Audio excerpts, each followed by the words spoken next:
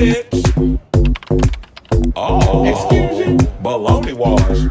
I'm annoyed. I'm just here to give my opinion and carry in. Oh, it's Chris Avalon Unfiltered, bitch.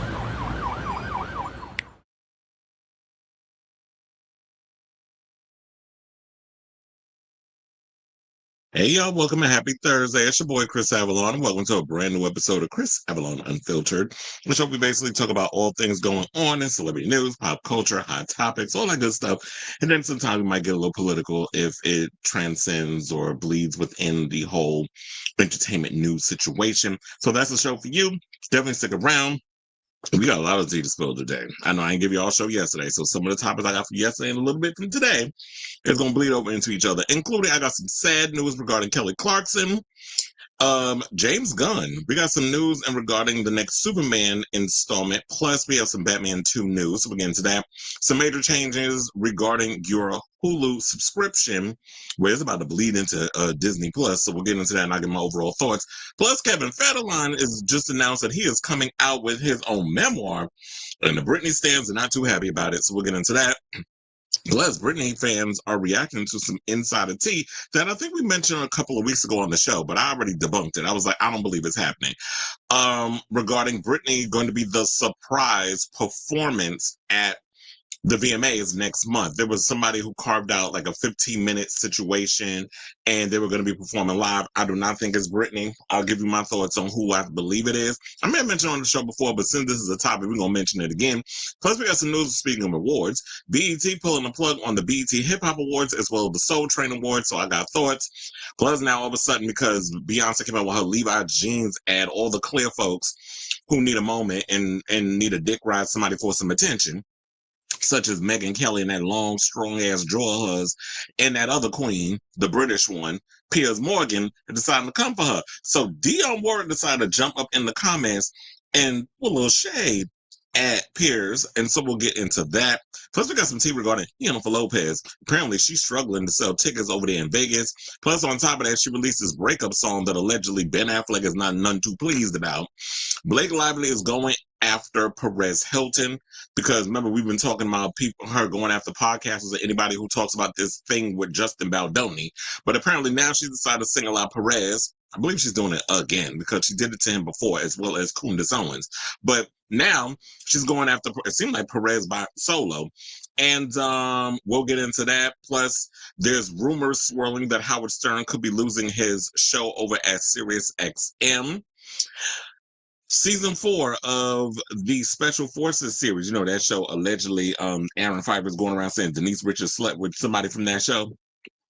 Well, apparently we got the cast. Jussie Smollett is on there, so we're going to talk about that. Plus, Kelly Collins, who was from Project Runway, is calling Andy Cohen the homosexual Harvey Weinstein. Chris Appleton is opening up about his divorce from Lucas Gage, and Shea Coulee is about to head out on tour with some of your favorite Drag Race girls, so we'll get into that and a whole lot more. So before we get to those topics, if you could please do me a solid, hit that like button. If you are new to the channel, hit that subscribe button, and also be sure to smash the notification bell so that way you know when we go live with a brand new episode of Chris Avalon Unfiltered.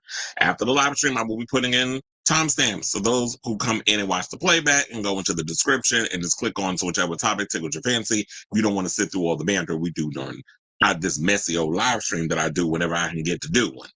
Please and thank you. I see we have a couple of comments already. You already know the deal. I will get to them right after we get into our first topic. So without further ado, let me have my banner and let's get into topic number 1, which is, for you guys, I got to bring you some sad news. So yesterday, Kelly Clarkson went and posted this. She posted something on her social medias where she basically had to let her fans know that she has to cancel some dates for her Vegas residency. And she was keeping it private as to why. But I think yesterday things got so serious that she was just like, I got to be transparent, let everybody know. And basically her ex-husband, who she was fighting a lot with, they had a messy divorce.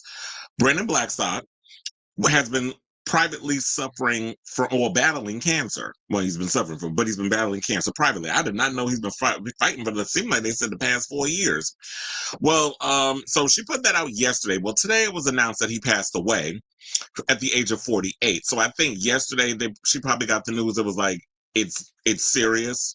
you really need to come down, have the kids come down and say their goodbyes because he's not going to be long for this earth. So I think that's what that was. Yes, and she had to put that statement out. And so now when little kids lose a parent, that's like a lot for them to deal with. So we do have that story. So let's get into it.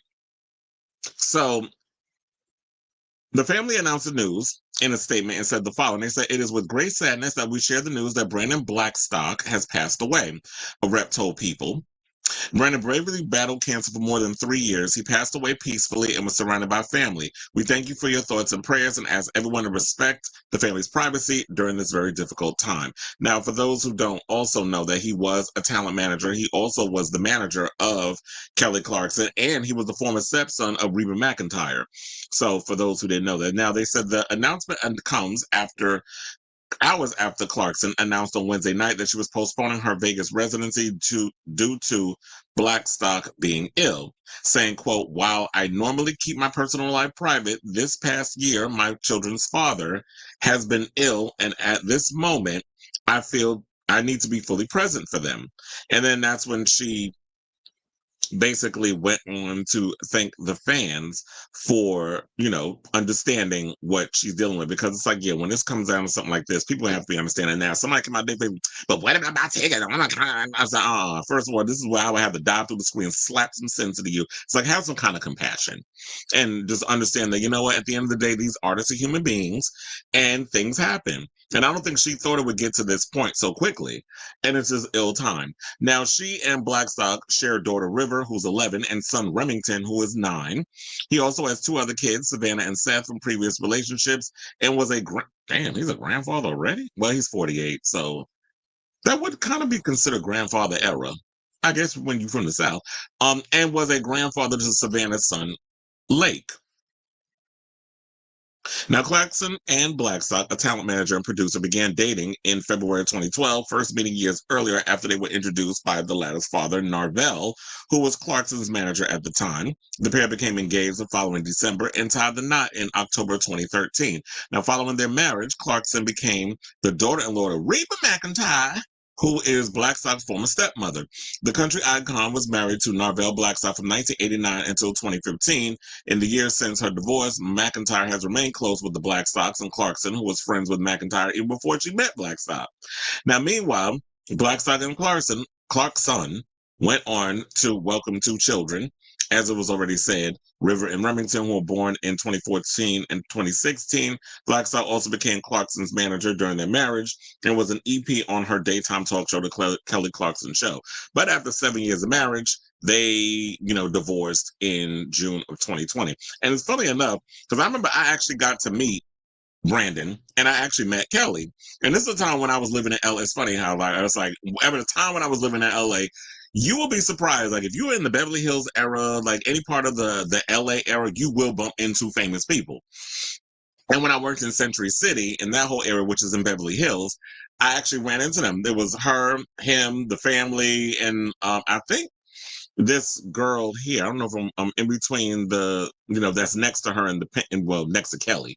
I think she was there too, if I'm not mistaken. It's hard to remember like 3-4 years ago, but I remember seeing them. They were out and about and stuff.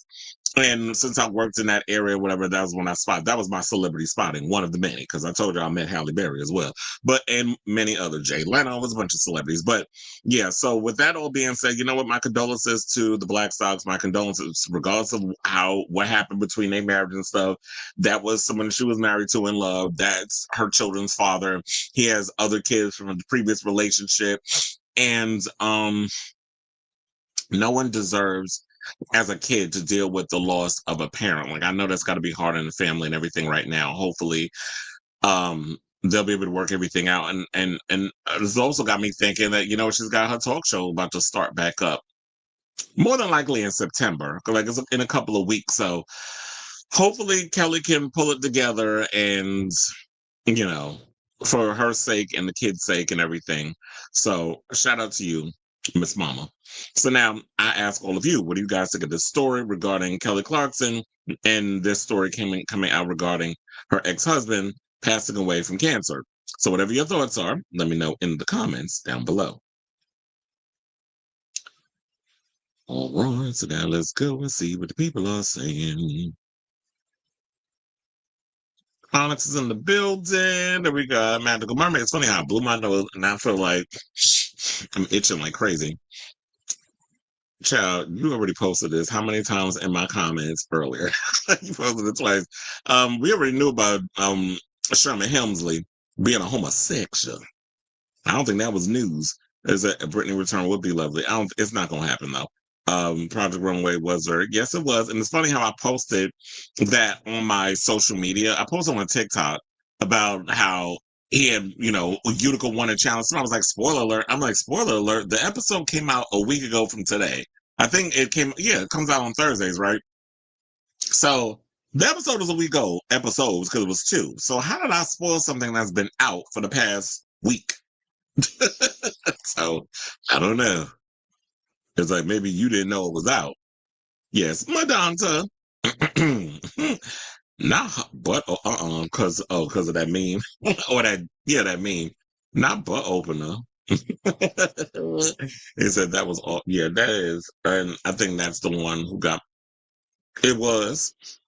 That's what I told you. It was a messy divorce, and she has to get ready for. Yeah, that's another thing too. That's where it gets into the point of like the show must go on, because even like I could postpone the concerts or whatever, but talk shows is like, can y'all give me like I don't know, maybe she could work out like, can we postpone an extra week or whatever, or it might be too late because when it comes down to shows they got to book the gas and all this stuff, and they may have everything already set in stone, so it might be too late for that. But yeah, that would be a true challenge of like, yeah, the show must go on, and when you lose somebody, you got to be able to just dust yourself off and get up and get to work.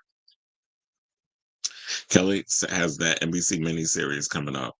I think isn't that old? Isn't that's been around, right? The whole songs and story, because I feel like that's been around for what. But I just never got around to watching it. But I think that was recorded. It could have been. That was like I remember hearing something about it. Yeah, that's why I was like, I could never imagine what it would be like for me as a little kid losing a parent. All right, now let's lighten the mood because I want to get that out the way. And let's talk about James Gunn. So apparently there's some tea that has come out regarding Batman and Superman yet again. It's like every day it seems like I'm reporting on something regarding this. But it ain't Matt Reeves. I mean, it's not even James Gunn talking this time. It's David Zaslav who was running around saying stuff. So a letter to Warner Brothers Discovery shareholders this AM has confirmed that Matt Reeves' The Batman Part 2 will finally start filming in the spring. I remember I saw earlier, and y'all need to change y'all headline. I think the John Roca Schneider show, what is it called? The mic drop or whatever. They put 2027. First of all, they're not filming it in 2027. It's coming out in 2027. They're filming it in the spring of next year.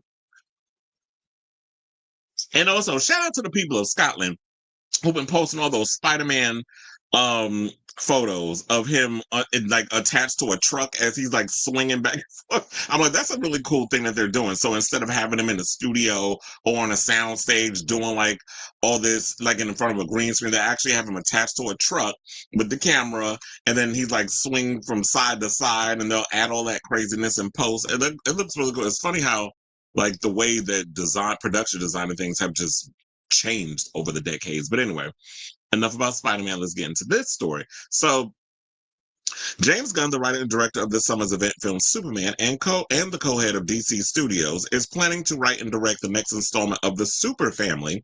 This is according to David Zaslav, who is the head of parent company Warner Brothers Discovery, said on the call, saying, quote, in film, James Gunn is busy preparing the next installments of the DC Super Family, including Supergirl, Woman of Tomorrow, Clayface, and the next Wonder Woman. A shareholder letter accompanying the earnings call reads. In addition, the Batman Part 2, 2027, is preparing to begin shooting next year. That'll be the spring, to be specific, among several other projects in development. Now, the letter continues saying the 10-year vision of the DC universe also includes an exciting array of television projects, including The Penguin. So I guess we are getting a season 2, because I know that Colin Farrell's been kind of going back and forth on whether or not he wants to do it. And I get it. It's because when you got to put on all those prosthetics, like literally he has to put on a fat suit, all the prosthetics they put on his face. Then, he had like, what was it like? Didn't he have like a club foot or something or another? And then it was just a whole process. So you having to sit there and then putting all that makeup and stuff on you, you having to sit through that and then sit in it all day after you having to sit and have them put it on. It can be overwhelming. So I can imagine like what he feels, how he feels doing it. But look, if they back up the Brinks truck, I wouldn't turn it down, especially when you were getting so much acclaim for playing Oswald Cobblepot. So then I went on to say, yeah, the show garnered 24 Emmy nominations and was watched by nearly 20 million HBO Max subscribers.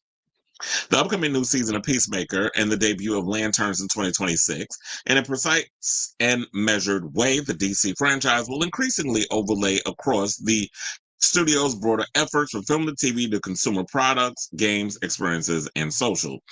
Gunn recently told EW in an interview ahead of Superman's release that he was thinking about a sequel, but it's a straight up Superman sequel. I would not say necessarily. Well, I don't even feel like the first movie was really a Superman movie. It has so many other characters in it. Like you had like this, you had Hawk Girl, you had Mr. Terrific, Mr. Fantastic, Mr. Fantastic, Fantastic Four, Mr. Terrific. We had Guy Gardner, aka that a different iteration of Green Lantern, and you had all these other bevy of characters that were with Superman. So Superman technically wasn't by himself. Now, when you do a sequel, it's probably that they'll have another bevy of characters. But I do find I'm relatively curious I hope they're not going to go for like what they did with the Snyderverse Superman, which is you had Man of Steel. We didn't even get a Man of Steel 2. Y'all went and started making all these other movies. And then the next time we saw Henry Cavill in like a movie, it was like a Batman v Superman where you were introducing all these other characters. So you were trying to hurry up and play catch up with the MCU, which took years to build up their foundation or their universe, their phases, if you want to call it that, before we got to oh my God, was it the Avengers? I almost called them the Justice League. Sometimes, it gets a little twisted up in this brain of mine when you like trying to go back and forth between the MCU and DCU. So, or as in their case at the time, it was the MCU and the DCEU. So before we got to the Avengers, they took years building up to that point. They didn't do that with Warner Brothers. I felt like y'all tried to cut corners just so y'all can catch up, and I just felt like the Justice League, to me, did not feel like it was earned at that time. The box office showed otherwise. So I know like some people out here are pissed off about Henry Cavill not coming back and all this other stuff, but I'm like, at the end of the day, the proof is in the pudding. You gotta look at those box office receipts, and it was just it felt like it was only marketed towards a specific group of people. And I don't think people felt comfortable taking the whole family or whatever to see like this dark iteration of Superman. It's like Superman has to kind of feel like he's a broad character. And I don't feel like I was getting that from him. So, oh, good. I was like, I was editing out something and I was hoping that it was going to be done by the time I started the show. So it was done. Now, I can continue on with the situation. So now, I'm actually hoping that the movie is going to be whatever it is that they're going to do is going to be cool. But in regards of the Batman, because I'm over talking about Superman and stuff. They said it's finally coming together after writer-director Matt Reeves confirmed that he has handed in the finished script for the film, which he wrote with collaborator Mattson Tomlin. Zaslav announced the long-awaited sequel will start shooting next spring. Robert Pattinson will reprise, of course, the role of the Dark Knight, aka Bruce Wayne, that he played in the 2022 movie, though his, to refrain or to just give y'all there's no I know there's people out here that are just relatively confused still because I've even seen in the comments and stuff people like, so is he the Batman in James Gunn's universe? It's like, no, he is still a part of the Matt Reeves Batman. That's completely separate from the DCU, which is, I guess we're going to get our Batman through the Brave and the Bold, which I'm actually looking forward to whenever we can get that film. up and rolling, or when y'all can find out. Y'all already know who I want to play that Batman. I'm still hard up on Brandon Sklenar. That's who I want to play that Batman in that world. Now, the interesting part is who they get to play Damian Wayne. I can't think of no young child actor unless you could just, like, y'all could pull a Chloe Grace Moretz. I didn't know who the hell she was until she popped up in as Hit Girl in Kick-Ass. And I thought that girl, like her role, I'm like, where did y'all find this kid? She reminded me of that generation's, what would she be considered? Gen Z, I guess. She'd be like, I guess we call her a little Gen Z, maybe a millennial. I don't know. I don't know her age at the moment. She's probably like late 20s, early 30s. But that generation at the time, she's like their Jodie Foster. Couldn't find out she's a lesbian because she came out, so it makes perfect sense why the comparisons would be there, where she would be like this modern days, this modern era's Jodie Foster. But nevertheless, I'm just like, look, just make the movie, come out with a cool idea. Hopefully, it'll be a lot more action, less Superman getting his butt kicked in the sequel, like he did in this first one. And I'll be here for it when it comes out, and who knows when they'll be able to finish the script, have the thing up and shooting and out. Maybe it'll be out in 2028. That's all I can think of at this point. So I say all this because it sounds like it's still in the early stages with them talking about it. So I say all this to say, what do you guys think of this story? Are you excited that we're getting a super family installment? I don't know what that means. Does that mean that Superman and Supergirl and Crypto, since we all know now, you saw the movie, that Crypto is Supergirl's dog, are they all going to be in a movie together?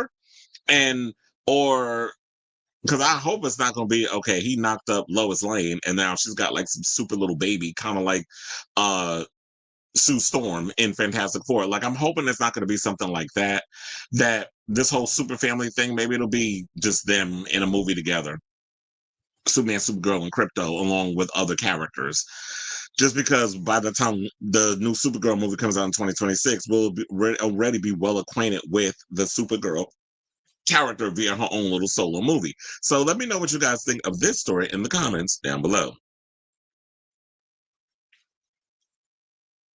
You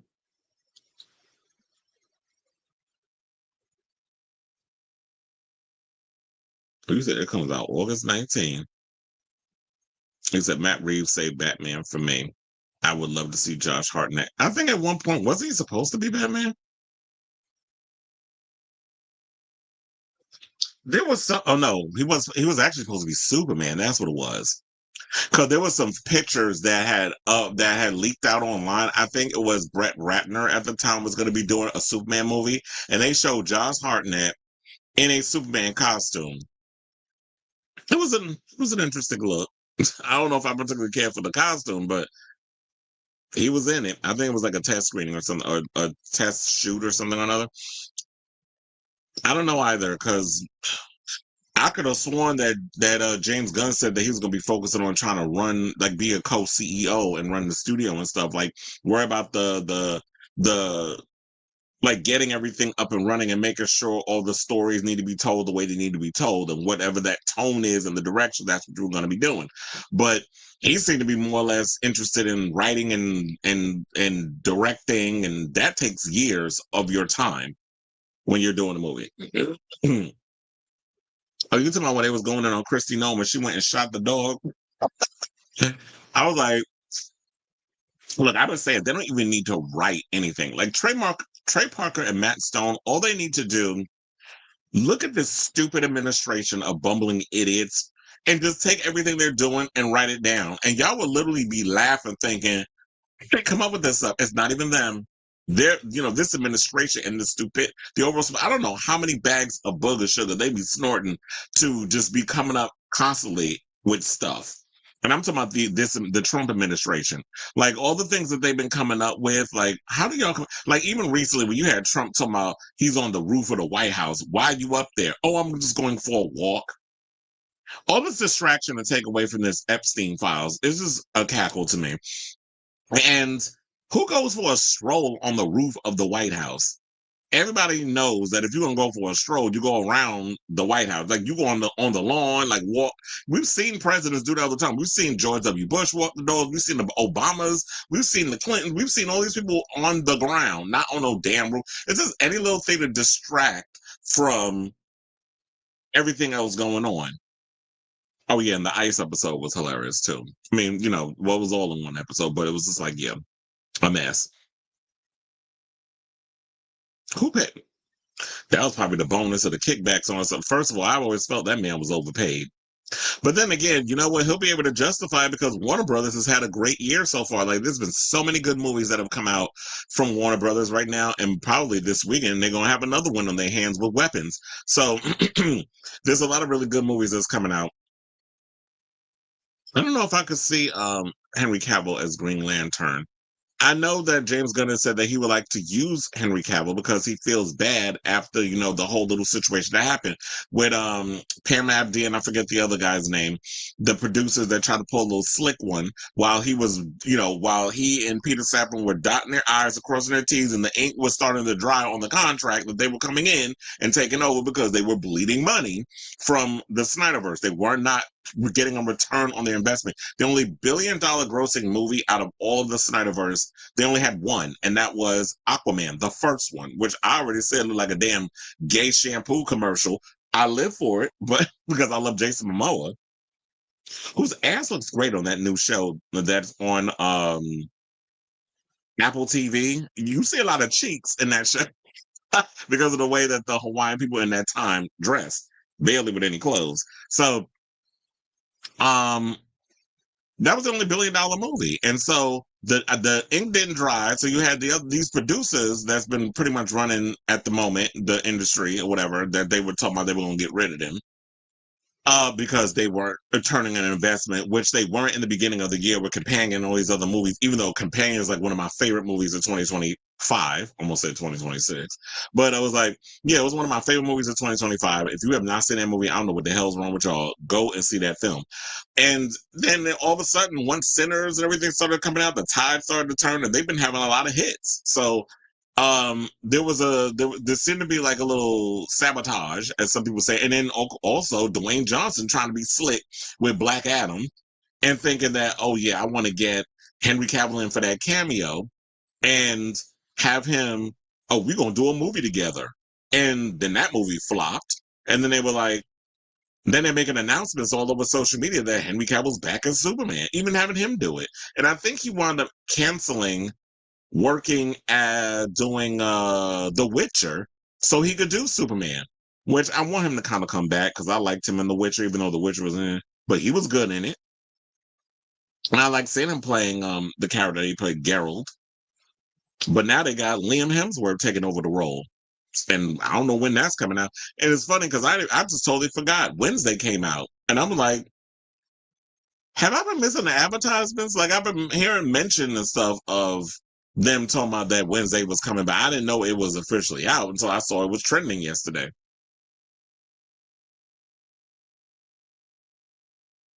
I actually would like to see him play Batman, but but I don't know if they would be up for that though. They'd have to find something. I would actually like to see him play a villain because I like Henry Cavill, and I thought he did a great job in damn, which was the one that he did? Was it Fallout? Mission Impossible? He played the villain. I liked him in that role.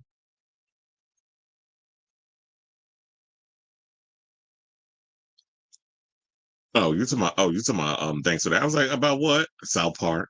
That's it. I watched South Park episode. Oh please. Look, South Park has been on it lately. That's why I said this is the perfect time to come back. They need to make fun of the MAGA gays because to me they need to see how MAGA sees them. Yeah.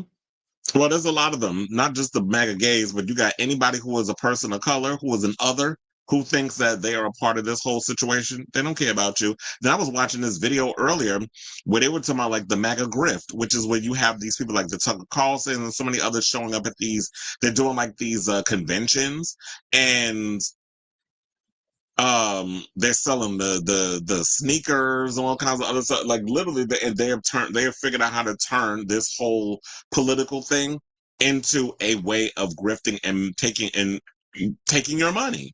Meanwhile, they rolling back everything. They taking away your Medicare. They're all the people losing their jobs and stuff, and then you got Trump out here firing people. They're firing the guy that told him about his unemployment report that yeah, you have not been bringing in jobs, and which you haven't. And now he's mad because the reports are negative. I'm like, sir, this is on you. But Well, you talking to an alleged dementia patient who is a pamper, that, that's what you get. I mean, it was funny. Look, you said that wasn't the only thing I was thinking. Think JFK with the sunroof down on the car. That's what I was thinking. Or like that movie. What was that movie? With James McAvoy and Angelina Jolie, Wanted. Remember how like at the scene how when he was a sniper and he was able to make that bullet fly as far as he did. That's what I was thinking, some stuff back like that. I'm like, you just putting yourself in a position where somebody could just take you out just because you're trying to distract from all the other stuff you're trying to distract from. Come on, booger sugar. I hope they make fun of Sydney Sweeney's jeans. They need to make fun of something because to me, to be honest, this whole Sydney Sweeney jeans thing, this whole story is so dumb. And maybe people are kind of overreaching in regards to the blue eyes, blue jeans, blue thing. People on TikTok, y'all will sit and make a mountain out of a damn molehill. Just like I had to cut somebody out because they got mad because when I did my little Gaga segment, apparently it was 16 minutes. Y'all know when it comes down to it, I bring receipts, I break all the stuff down before we get to the point. You don't get to tell me how long I can speak on a topic on my shit that I pay for. So, yeah, I have to pay money to use the software that I'm using to put this show together. So, if you're not contributing no money to this show, if you're not actually putting in, sending in those super chats, if you're not donating money to the Cash App or whatever the case is, you don't get to be a stranger on TikTok and tell me how long I could speak on a topic that you feel like is a nothing burger. Okay, well, you can scroll on by. And when I said what I said, the person was like, "Oh," and then my motion still stand. Okay, well, guess what? I'm about to send your ass to the block party. You ain't got to ever worry about seeing or watching what I talk about. People be thinking like, I need you to support me in some sort of way. Now, don't get me wrong. I like the people that come and watch the show or whatever, but what you're not going to do is try to, in a way, bully me out of a situation because I'm talking about your fave. And another thing I don't like also was I had somebody in the comments that was talking about, oh, well, when the Katy Cats and the Madonna fans and stuff do it, it's not a problem, right? First of all, you know what? This is why I always tell people that I feel bad for this country because I feel like reading and comprehension skills are truly going into the toilet. We're talking about this situation at hand. And what I have responded to was this. I said, if Madonna or Katy Perry had a Jumbotron at their show where they allow fans to send in messages and a Madonna fan threw up some anti-Gaga stuff or a Katy Perry threw up in some anti-Gaga stuff, I would say the same thing. It's like you don't need to be using someone else's place to be mean-spirited in order to prop up your fave.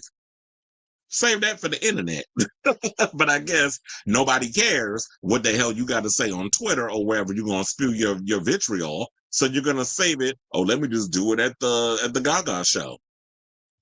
I say, but we got to focus on what we're talking about. It's about her. It's not about all these other women. But anyway, Justice League was the death of both Zack Snyder and Joss Whedon. I think Zack Snyder could still make movies. I don't know if it was Justice League that was the death. First of all, I heard that, Zack Snyder already had a cut done. It's just that Joss Whedon needed to come in and kind of finish it up because, the death of his child who took their own life. But I don't know. It was just some mess going on behind the scenes. Oh, I know what it was. Because it was a producer that wanted this movie rushed and out at a certain time because Joss was like, okay, we just need to take time to put the movie together. He was like, no, but come to find out, the reason why he pushed for that was because he wanted to get his bonus. The movie had to come out around a certain time, otherwise they would not get their bonus for the year. So that was the true tea behind why it was, they rushed the whole Justice League situation, and a lot of people had a love-hate relationship with that movie. And then Zack had to come out and he got to do his version and add extra stuff to it. What was it, like a 4-hour version?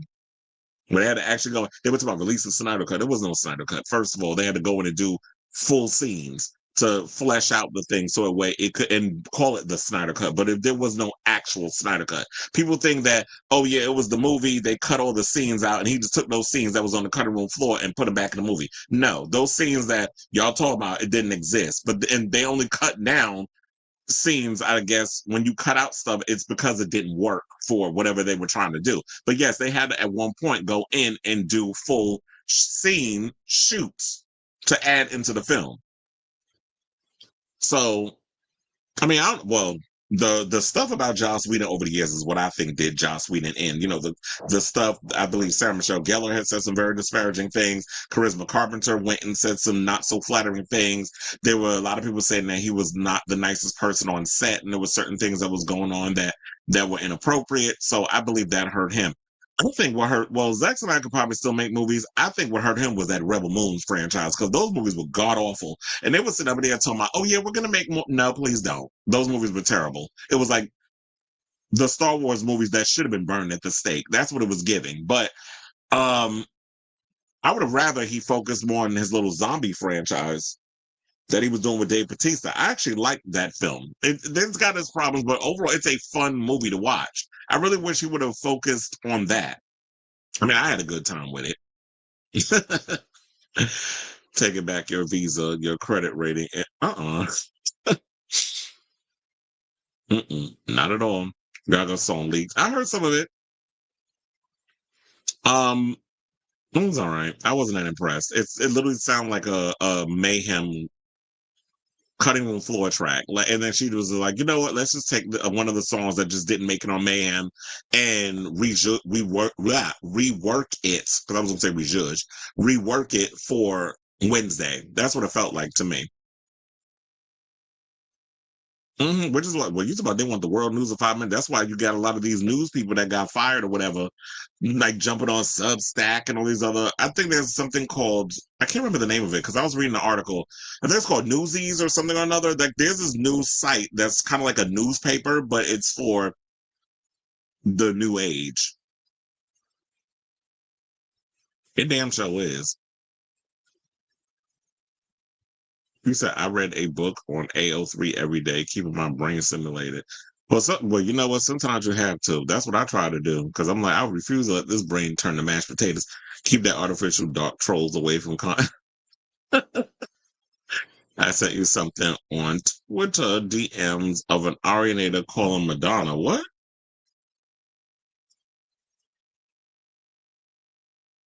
Damn, this shit is still going. Cause I'm trying to upload I'm trying to upload something and it's taking forever. Wait, why somebody saying they hoping Ariana Phillips is back with Madonna? Let me go over there and see what you said, and then we'll get into the rest of the show. Wait, I spelled Twitter wrong. Yeah, I still call it Twitter. Because it still comes up as twitter.com. Fuck a grok.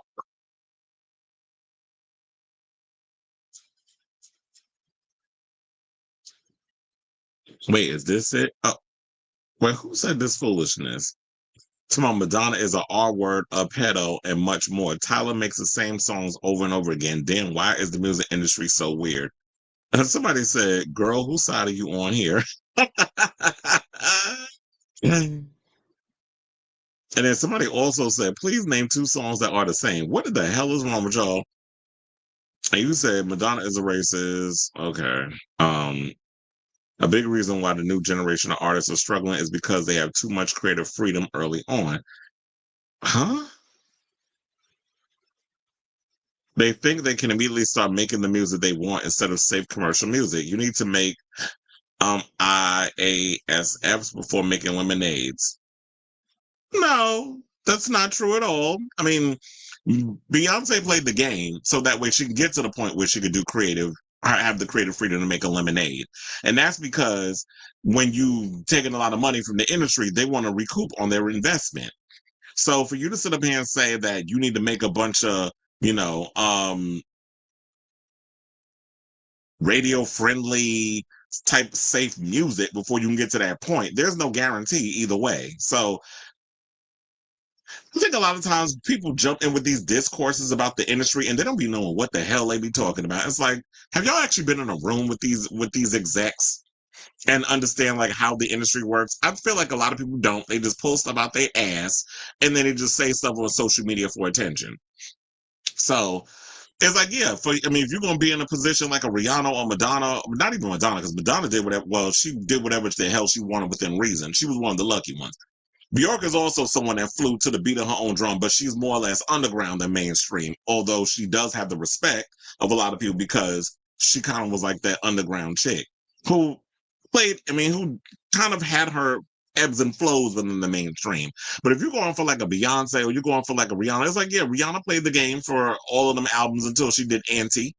And then Anti was sort of her, her avant-garde art record. Same thing with Beyonce. She played the game. And that is true. You have to play the game in a lot of ways.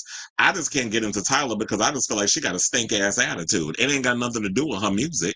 I just feel like just her energy is just stink to me. Like she needs some Febreze on that shit. So that's why she don't rub me. That's why I don't particularly get into her. But to come out with accusations of Madonna is a molester and also, I'm like, not to sue your ass for defamation. I don't even know who the hell you are. If this is the way that you need to get your clout, but I'd have sued you because what you not going to do is sit up here and call because you ain't never heard Madonna ever put her hands on no child. Now, if you want to talk about the current president who's been sued, and there's been many stories that have come out about him with kids, and actually ran a modeling agency with underage girls, along with Jeffrey Epstein and John Casablancas and so many others. That evidence is out there. They were trolling the Veronica Electronica sale numbers, and that's why they were comparing her to Tyler. Well, first of all, I'll say this. Y'all already know how I feel about Veronica Electronica. I already own majority of the songs before she even decided to put this together. It did feel like they just kind of threw it together. If you want to talk about a real Madonna remix record, um, the 50 number ones, Finally Enough Love, that is a much better record. When you're talking about Veronica Electronica, yeah, it wasn't going to do as well. Like, are you comparing this to like like an actual album release? These songs are almost 30 years old. So what the hell are these people talking about? It's like these people who were literally born when Confessions, when Ray of Light came out, I probably wasn't even born yet when the album came out. I was trying to give discourses on why they think a record didn't, the sales didn't do what needed to be done. Like you said, not you, but you say I'm dumb. So, how you comparing somebody who's got an original record? Because I did hear that Tyler's EP did not do really well, numerically. But how you comparing those two? It's apples and oranges. Madonna's had a career for over 4 decades. Tyler's just now, got Similac on her breath in the industry. So apples and oranges. The comparison just doesn't work for me. And yeah, I'm not surprised that Veronica Electronica didn't do all that well because it's like, yeah, a lot of people who are Madonna fans were feeling the way kind of like how I was feeling. It's like we're glad it's out there. We're glad that we have it, that we could listen to it on like, well, I have Apple Music. I'm glad I can listen to it there. However, I'm kind of disappointed with the way the songs are structured. First of all, you cut down a lot of the remixes, like a lot like the Sasha remix of Substitute for Love. That is a much longer song. That song goes on for 10 minutes. I have the maxi single with that song on it, so I can just pop that in and listen to it that way. I'm pissed the way they just whittled it down on like in digital form. It's kind of like how I dislike how the digital version of Confession sound. Like the original CD, it goes on for like it blends into like a mix, like a DJ mix. When you listen to it on digital, the way that they kind of try to transcend into the next song, I don't like the way that they did that. But I guess it's probably hard because when you have something that you're doing digitally, they can't make it work the way they would a CD. So that sucks. And that's the way they put it together, whatever. It's like they just didn't put no money or nothing behind Veronica Electronica. So there's a lot of reasons why I feel like that record didn't do what it did. I mean, what should it did. But I also agree with that too, where you said Oh yeah, she did play the game until 1980 on like a prayer, but while playing the game, she was in A&R meetings and had complete control. Her self-titled album, she was an uncredited executive producer. And I think also if you have an idea, if you're smart enough to know what you want to do with your career, then you pretty much can have that control. I just think a lot of artists are just so happy to, oh, I just want to sing my little song and do all this stuff, and they feel like they know what they want to do. It's like, no, mm-mm. That is not going to work. But when you have somebody who's self-assured and understands, like, yeah, I will play the game, but also I know where I want to take my career. So there's that.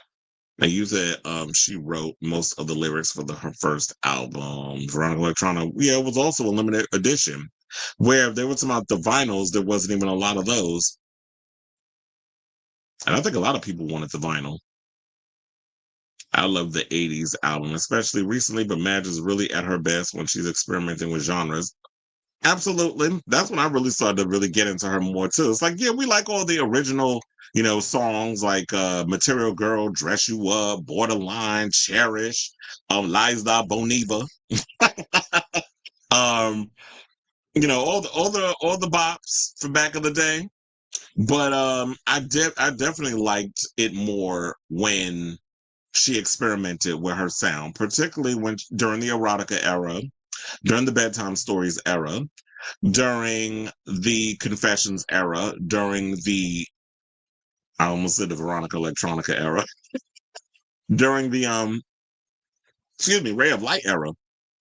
I actually wish that, if anything, that she would have followed through with the original idea that they had for Veronica Electronica, which was she and William Order was going to get back into the studio and start really taking those songs and reworking them, experimenting. And I think she was going to also add new stuff to it as well. Kind of wish they would have did that, but Ray of Light took off to the point that I guess it just was forgotten. And they wanted to immediately jump on that success. So that's when she went back and, started working on other music. What came out? Wait, what came after Ray of Light? Was it? It wasn't music, was it? Or was it? Because sometimes we forget. I think it was music. Don't. Oh, what was I? Dawn of Chromatica. But first of all, I hated that remake. I'm like, what is this crap? So did Club Future Nostalgia. Yeah, I listened to that. I listened to Club Future Nostalgia about twice, and then I was saying, I'm bored. And then finally, Enough Love was a huge. Well, yeah, it was successful because of like the different like they have, all the different mixes and stuff on there. Especially the Honey Dijon version of "I Don't Search, I Find." I do love that song. The track list matches the original Ray of Light track list. The full length remixes are also available in the digital EPs. Are they?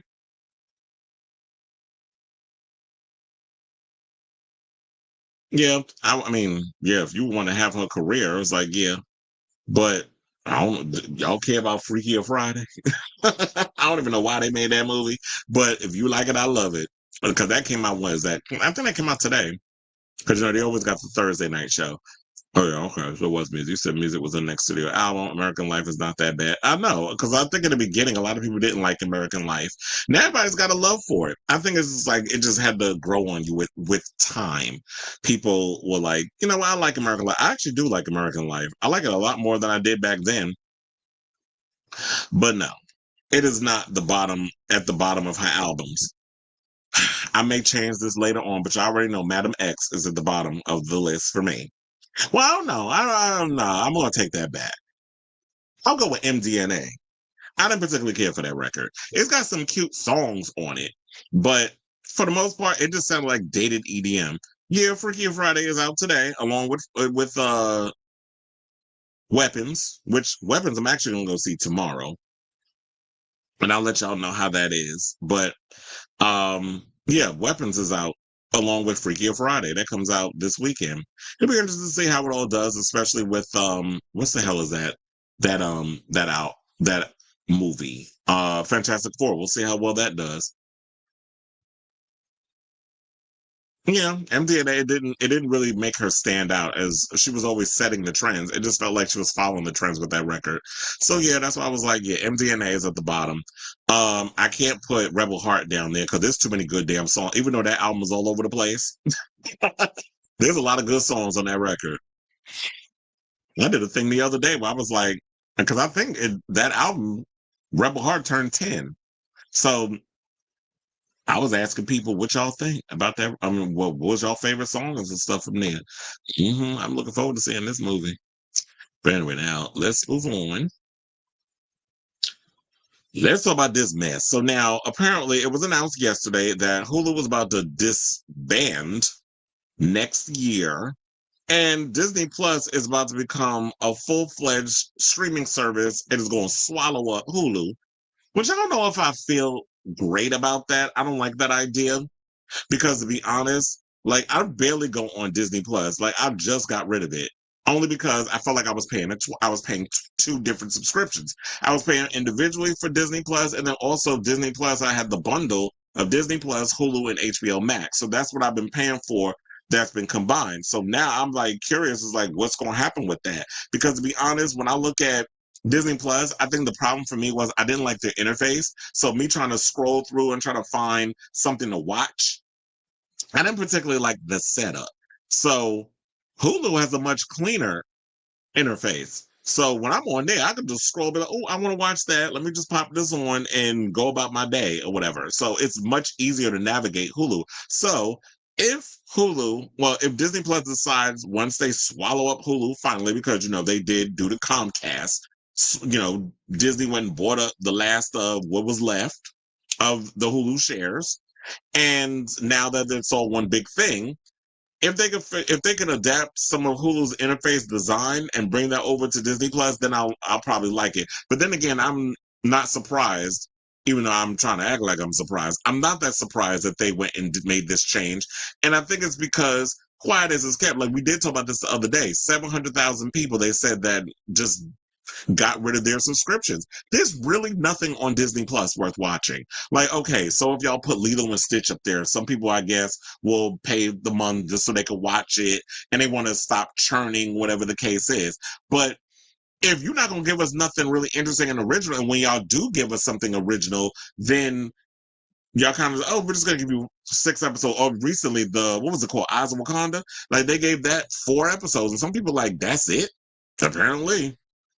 So if that's what you're going to do, then it's like, I think that's why people are getting pissed, is like the lack of original programming from Disney. So I guess this is their desperation, their Hail Mary, whatever the hell you want to call it. And they want to give us, they were like, let's just swallow this thing up just so that way we can keep people from getting rid of Disney Plus. Because like I told you, last month I actually got rid of it. But I'm wondering also, if they do the whole Hulu being swallowed up by Disney Plus, how does that affect my subscription? Like how the payment plan and all that other stuff? Because this is a lot of confusion. But let's get into the variety story. So I got a lot of questions apparently, and I didn't even get to the article yet. So they said, "Ciao, darlings." That's me, by the way. To the standalone Hulu streaming app. Disney has said it is fully integrating the Hulu service, which now owns 100% into its flagship Disney Plus streamer. A new unified Disney Plus and Hulu streaming app will be available in 2026, the company said. According to a Disney rep, customers will still be able to buy a standalone Hulu subscription as well as a standalone Disney Plus plan. This is confusing because it's like, what's the point of you merging if I can buy a standalone subscription? Like, it doesn't make sense. So they said, today we are announcing a major step forward in strengthening our streaming offering by fully integrating Hulu into Disney Plus. This is according to Bob Iger and CFO Hugh Johnston in prepared commentary on the media giant's quarterly earnings. This will create an impressive package of entertainment pairing the highest caliber brands and franchises, great general entertainment, family programming, news, and industry-leading live sports content in a single app. Because they do live entertainment and live programming and stuff on Hulu as well. So now the single Disney Plus app with Hulu will deliver an improved consumer experience, which will lower churn.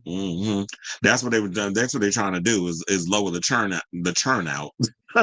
For those who are not familiar with churn basically means that there are people who will subscribe to their channel for a month. binge everything that they can up on there, and then cancel the subscription so that way they don't have to keep going. So they'll just go and every now and again if they feel like it, oh, let me just see what's on this website. I'll just go and just watch everything I need to watch on there, and then in a couple of months I'll come back and then do it again. That's basically what churning is. So they also wanted to say in their prepared remarks, the Disney exec said, by creating a truly differentiated streaming offering, we will be providing subscribers tremendous choice, convenience, quality, and enhanced personalization. This will enhance our ability to continue to grow profitably and margins in our entertainment streaming business through expected higher engagement, lower churn, and advertising revenue potential, as well as operational efficiencies that over time may result in savings that we can reinvest back into the business. I also want to know what y'all price is going to be because, with every damn thing going up, and a lot of people, with this stupid administration, a lot of people losing their jobs, like, there's got to be a way that y'all can make it easy for those consumers to want to keep these streaming services. So work is already underway to continue enhancing our technology, and over the coming months, we'll be implementing numerous improvements with the Disney Plus app, including exciting new features and a more personalized homepage, which is what my complaint was before I even got to the article. Meanwhile, Hulu's live TV business will be combined Fubo under a proposed joint venture majority owned by Disney. The Hulu Plus, live TV, and Fubo brands will remain separately sold and marketed. A Disney rep confirmed that Hulu Plus live TV will eventually be integrated into Disney Plus sometime in 2026. It's too many things y'all trying to do, and y'all haven't even figured out how to do it yet. So maybe y'all should have held off on this announcement until y'all could have dotted all your I's and crossed all your T's. Now, the move to fully sew Hulu together into Disney Plus comes after Disney, following 2 years of negotiating, closed its deal with Comcast to buy out NBC Universal's one-third take in Hulu in June of 2025. Disney paid Comcast in total about $9 billion, including $8.61 billion in November of 2023 and $4.38.7 million this past June.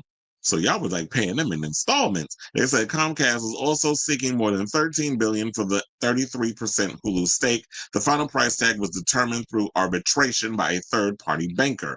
Now, Disney has already taken steps to integrate Hulu and Disney Plus.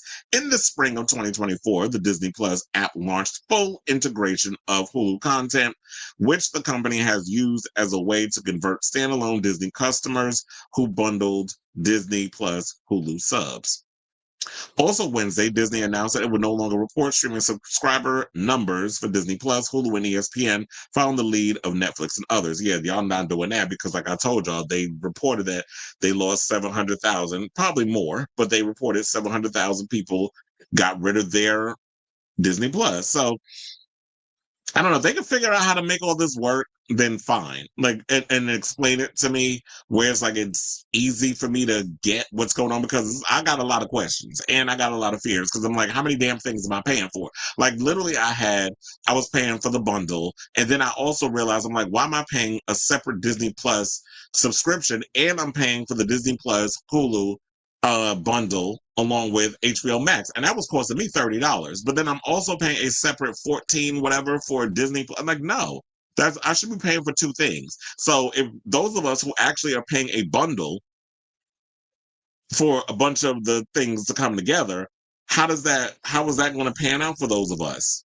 In regards of, okay, I have the bundle, but I still want to watch things on Disney Plus. You're going to say I can't be up in here, even though I'm just literally paying for the bundle price.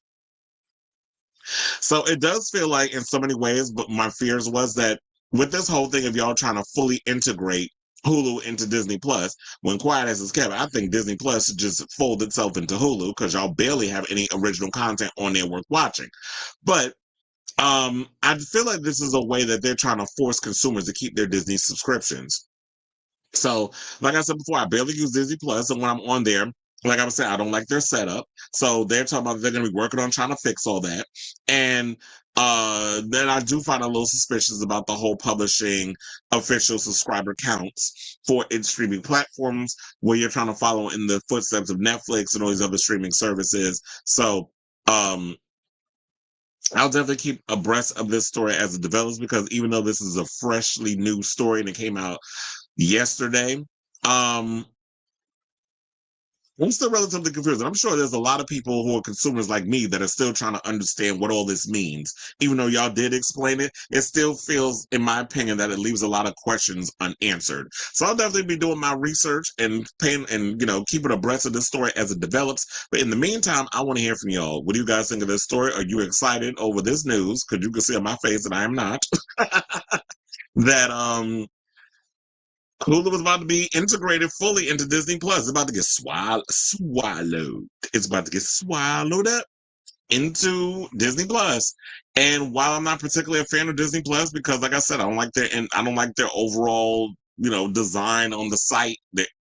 And also there's not really a lot of content on there that I could check. I mean, yeah, I could watch my Hulu stuff on there, but for the most part, I'm watching stuff on Hulu. Why do I need to come on Disney Plus to watch Hulu stuff when I'm already watching it on Hulu? So I do see, like, on Disney Plus, they have integrated a lot of the programming on there, but um I don't know. I tend to be a bigger Hulu fan versus a Disney Plus fan, but this is their way of they're trying to immediately just swallow up the thing whole. And then they want us to pay different subscriptions, even though they're going to have them in the same thing. Like, I don't understand that. What's the point of combining if we could pay it separately? So I am confused. And I'm sure y'all are too, as y'all watching this video. So let me know what you guys think of this story in the comments down below.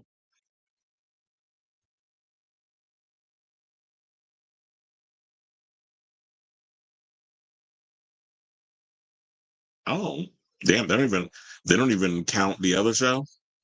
They don't count. I mean, they don't count Madam X, the last Madonna album. There was a viral tweet about how Courage the Cowardly Dog is not.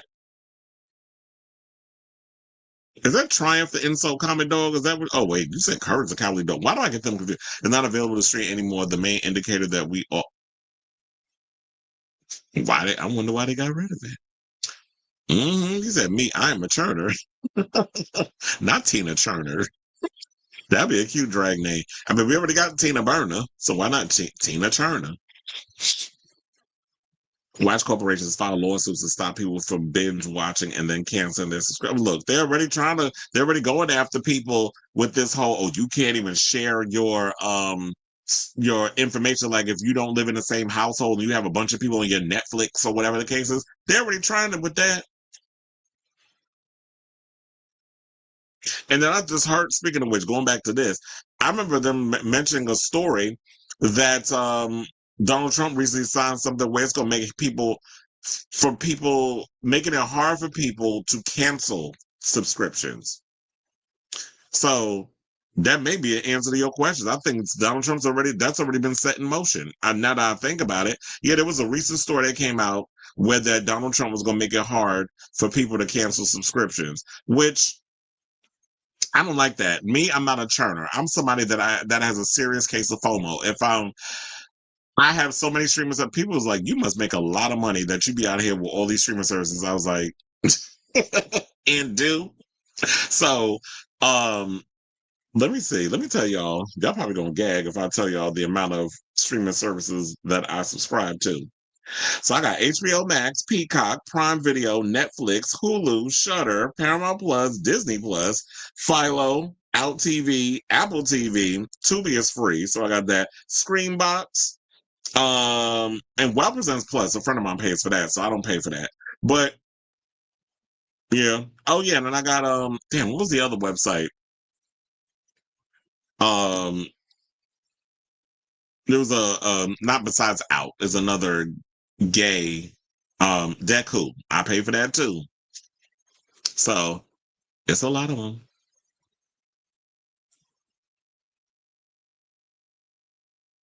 He said it took them long for mature and adult content, but it's too late. Oh, you talking about Disney Plus?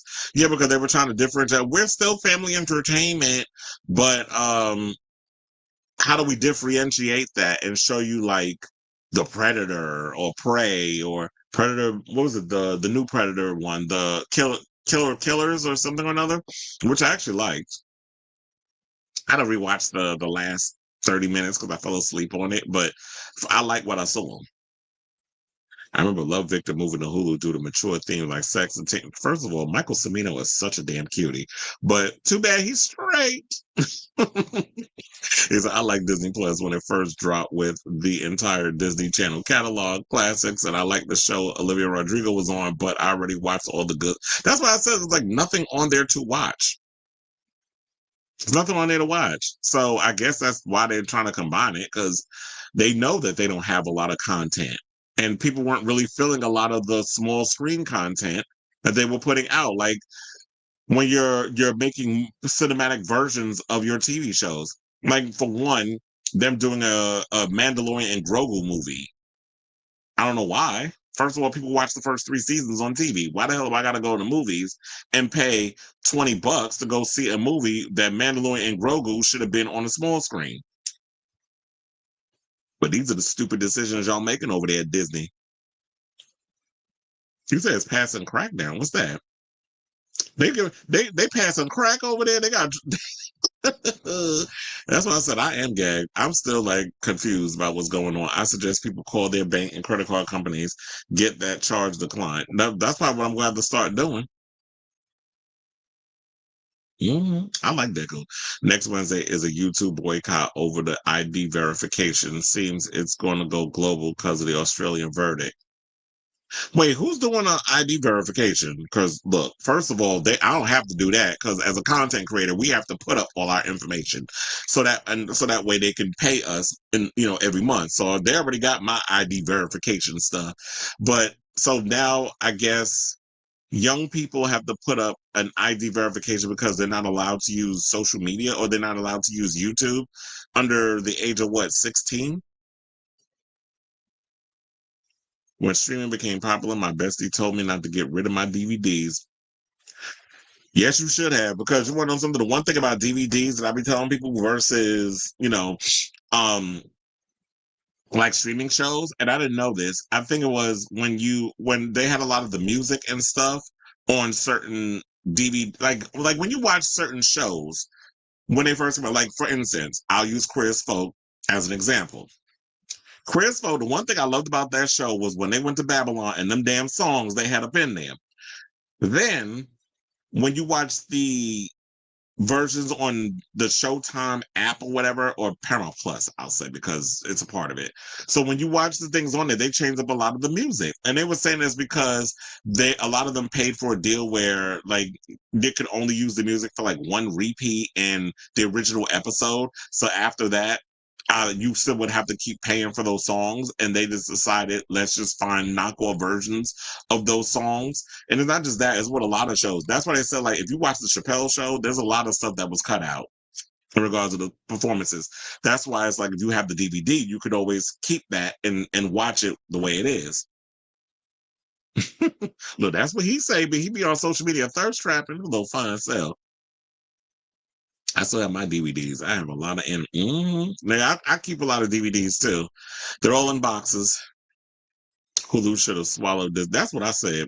I was like, Hulu to me is the better app. Like you try to Disney Plus being like, well, Disney went and paid all this money, so we're just gonna create have Hulu coming to Disney Plus when everybody knows Hulu is the better app. Hulu has the better setup. Hulu has the better programming. You can never get bored with Hulu. I can always find something on there to watch. Speaking of which, there's a lot of shows on there that I still have to get around to watching. I don't care. I could care less about Disney Plus.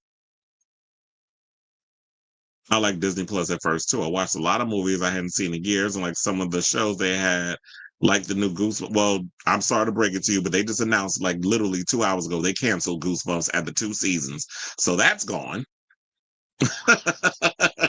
I was like, when I saw that, I was like, they said after 2 seasons, Goosebumps was canceled. And I like WandaVision. Agatha all along, I like what I saw, but I didn't finish it. I forgot about it. And I think that's also a problem with Disney Plus. A lot of your programming is immemorable. Now you get the pundits and stuff that sit up here and just praise everything Disney makes and talks about, whatever. But for the most part, yeah, it's like, okay, we've seen it. We done moved on. It is what it is. And so I don't get it overly excited. Like, oh my God, I can't wait to run over to Disney Plus and watch what they're watching. Mm-hmm.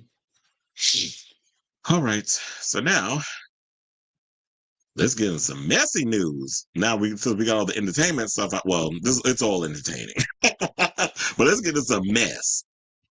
And let's talk about Kevin Federline, who I think we all kind of knew this was coming, because I remember hearing rumors of back in the day that Kevin Federline had planned on releasing a memoir. I could have sworn I've heard them mention that. Well, now it's become apparent because he made the announcement, and the Britney fans are not happy about it. So we'll get into that. So now the dancer and DJ, who was once married to Britney Spears, has announced the release of his memoir, You Thought You Knew. Why when I say that, it sounds like that part of what was it? On MTV. I forget what was the show? You think you know, but you don't have no idea. I think it was what was it? What was that docu-series thing that they used to do? Y'all tell me in the chat. So now they said this book is extremely intimate and transparent. I achieved my biggest dreams. Grifted onto one of the world's famous pop stars back in the 2000s. Dealt with, he didn't say that. Y'all know I did.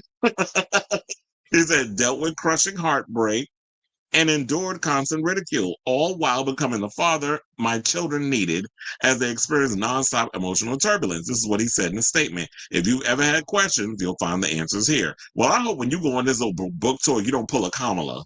And when I'm sitting there asking you a damn question, is it the book? Is it in the book? Bitch, I don't give a the good goddamn it's in the book. You are here to give us the highlights. So that way it drives us to go read the book.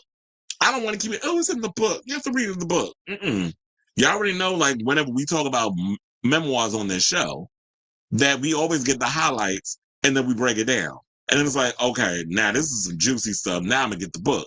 Similar to like when I got Wonder Woman and Me, all that stuff that was coming out about the book, that drove me to buy the book. Same thing with RuPaul with his memoir, his recent one. All that stuff that was coming out, I was like, let me go buy it, and I bought it. I don't care about Kamala Harris' book. And it's because that Stephen Colbert interview was a hot mess. And it's like, she really does not know how to be, what's the word? It's just like, she don't know how to be transparent with people and really like engage. It just felt like it was very much talking points that was given to you by your people when you get on TV. It felt a little too corporate. It felt a little too like disingenuous, and people want transparency and genuineness from people that they're watching on TV, good, bad, or indifferent. But anyway, let's get into the rest of this. So You Thought You Knew is set to arrive Tuesday, October 21st via the new audio imprint Listening. And that's exactly how it's spelled, the way I said it. Listenin, Listening. According to a press release, the book will be deeply personal and emotionally grounded and will detail moments of his career. Mr. Popo had a career. I mean, we know you was a dancer, like you was the Chris Judd to Britney's Jennifer Lopez, but what career? I mean, yeah, he was a DJ at one point, and he was with Shar Jackson from Moesha.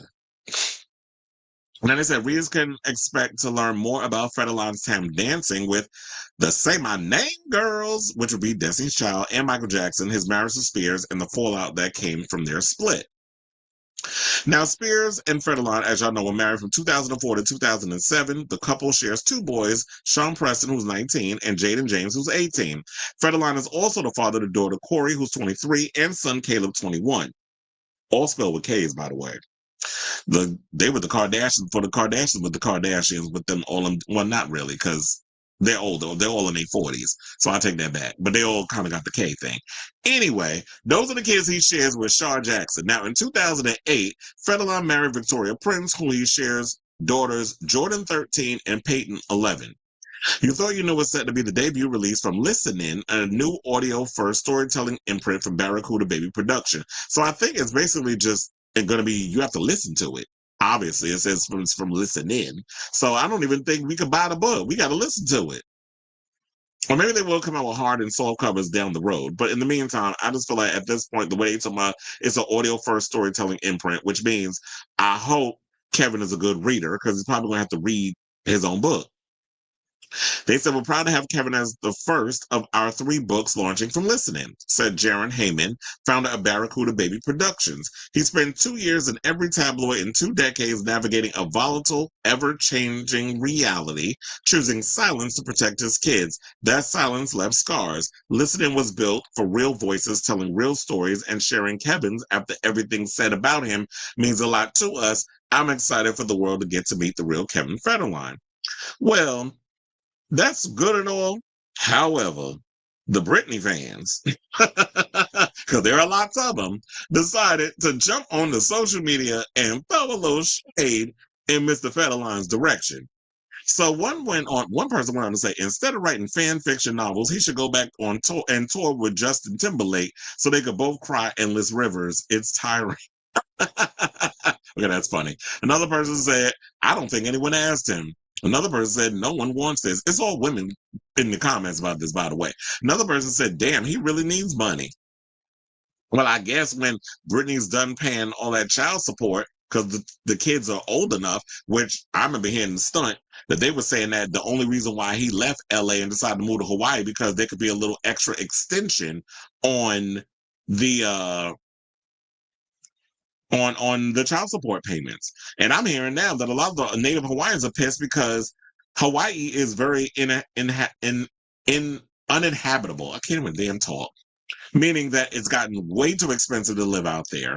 And so I don't know how he's able to, well, I guess we do know how he's able to afford. Like being having kids and being married to Britney Spears, it affords you a lot of situations. So then another person, last but certainly not least, said nobody asked for this. He was a dancer, knocked up 2 celebrities, abandoned the first one, meaning Shar Jackson, and their kids while she was still pregnant, then married the more famous one and took her kids for the child support money. All that in one long run-on sentence.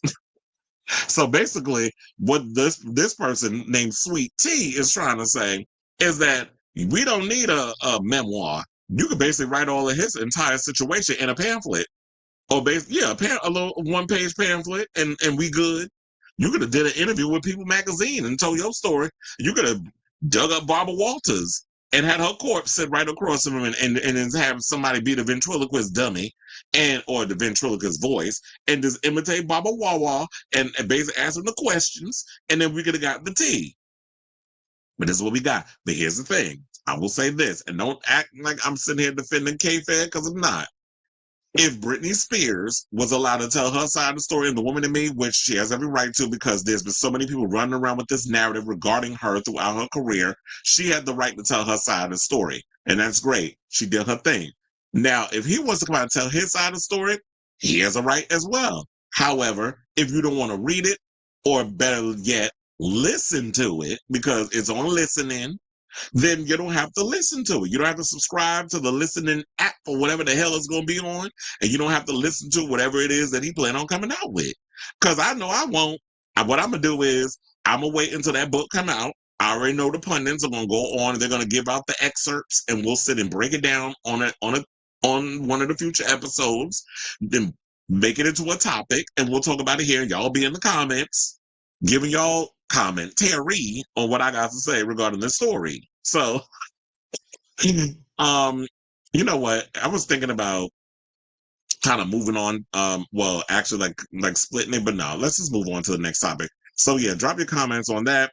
And since we talk about Britney, I was like, let's get into this story regarding Britney Spears. So I'm just waiting for, the time when Britney actually gonna come out, and I'm sure she'll respond to this in one of those long run-on sentences that she has on her Instagram with some weirdo photos of herself twirling in the foyer in them Gerber baby panties and them ugly ass brown shoes she always wears, and probably, in a bunch of damn exclamation points she gonna put up in it. Y'all know the Britney routine. And then she'll say what she say, and then she'll delete it in a couple of hours, but we'll be on here talking about it. But with that all being said, with that, let's get into this other tea. So there's a rumor that's been floating around that Britney is set to perform at the VMAs. They were saying that she was going to be one of the secret performers at the VMAs, and that's supposed to be airing on September 2nd at the UBS Arena in Elmont, New York, which I already told y'all, I live literally 10 minutes away from UBS. So I could literally sashay my ass over there and be up in that building. I mean, I actually thought about working at UBS, but I was like, I got enough stuff on my plate. Because it's a part of my union. So they said, now, despite the chatter, because I never believed it, because I was like, ain't no way. Britney done said she ain't coming back. She ain't coming back. But they had to confirm it. So they said, despite the chatter, the 43-year-old Grammy winner was never approached by the award show to perform, was never on the performance list, and there are no plans in motion behind the scenes, according to TMZ. Now, Daily Mail has reached out to Britney's rep for comment on participating in the awards ceremony, which will be broadcast via MTV, CBS, and Paramount Plus. Over on the Twitter, fans were not surprised at the news regarding user Matt is Born to Die, that's his name, who tweeted she did say she was done with the music industry. She's worked very hard and suffered a lot at the hands of the industry. She deserves to just enjoy life. Now, another Twitter user by the name of Ariana Marie agreed, saying, how many times does she have to tell y'all she is done with the music industry? Another person by the name A Working Mother 2 said, Britney told y'all she'll never come back to the music business, and I believe her. And another person by the name of Erica Joy 721 left a gif of Spears smiling uncomfortably. She let that do the talking. So it's like, yeah, I don't know at what point, why is it so hard for a lot of y'all to think that, yeah, Britney says she ain't coming back, she's done. So they said the 2011 Video Vanguard winner still fully restricted in her 13-year conservatorship, which finally ended in 2021 when she last performed at the VMAs in 2016. Most conservatees are deemed gravely disabled by the court and unable to meet their basic needs of food, clothing, and shelter, while Britney was put to work recording 4 studio albums, a judging gig on X Factor, and a grueling 2-year Las Vegas residency. In 2007, Spears received the worst reviews of her career. Yeah, but when she did that Give Me More performance, that was a mess. And first of all, she didn't even put them tracks wasn't even put in her head correctly. Like, you could literally see them hanging out her head. And it literally looked like a damn dress rehearsal that she was doing when she was up there. Child, I could have gave him one of Lady Gaga wigs and she could have got up there. It would have probably looked better. But anyway, so it says, 4 years later, the semi-retired pop star locked lips with Madonna in a surprise performance featuring once rival ex-Tina Aguilera to kick off the 2003 VMAs. Perhaps Britney's most memorable VMA moment was in 2001 when she performed I'm a Slave for You with a large snake draped over her shoulders. And in 1999, I feel like we're going backwards the way I'm talking about this. Spears performed alongside ex-boyfriend Justin Timberlake and his boy band. You mean who was a part of the boy band? It wasn't his boy band, because then it'd be Justin Timberlake and NSYNC. As they did a VMA medley, which included her hit Baby One More Time and the song Tearing Up My Heart.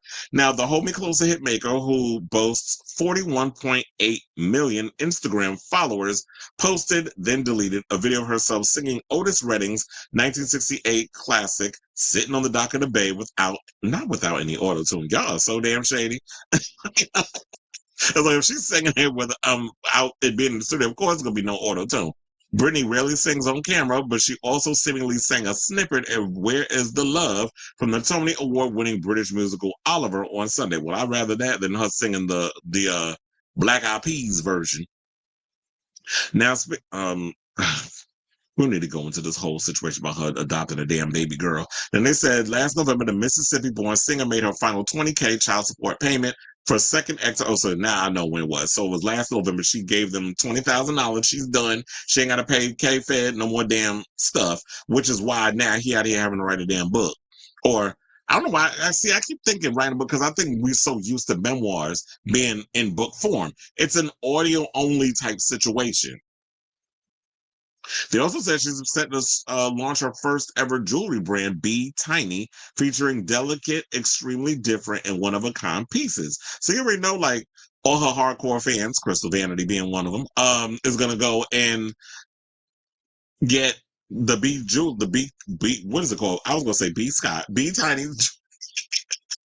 And we're supposed to be, I don't know what's going on with the biopic. I don't know what's happening with that. That's supposed to be happening. But John and Chu, they're talking about they're developing it still. I heard he's doing a Hot Wheels movie next after this whole, what's it called? The Wicked for Good movie comes out later this year in a couple of months. So yeah, he's supposed to be working on a Hot Wheels movie, and I don't know what's going to be happening with the Britney situation. I know it probably takes a long time to develop stuff. Hopefully, it won't take them as long as it's taking them to develop a Blade movie. But at the end of the day, yeah, I figured that she wasn't coming back. I knew that from the beginning with some BS. But for me personally, I didn't think it was her, but I did have. I feel like I've had this conversation on the show before, just probably in passing, I didn't make it a topic.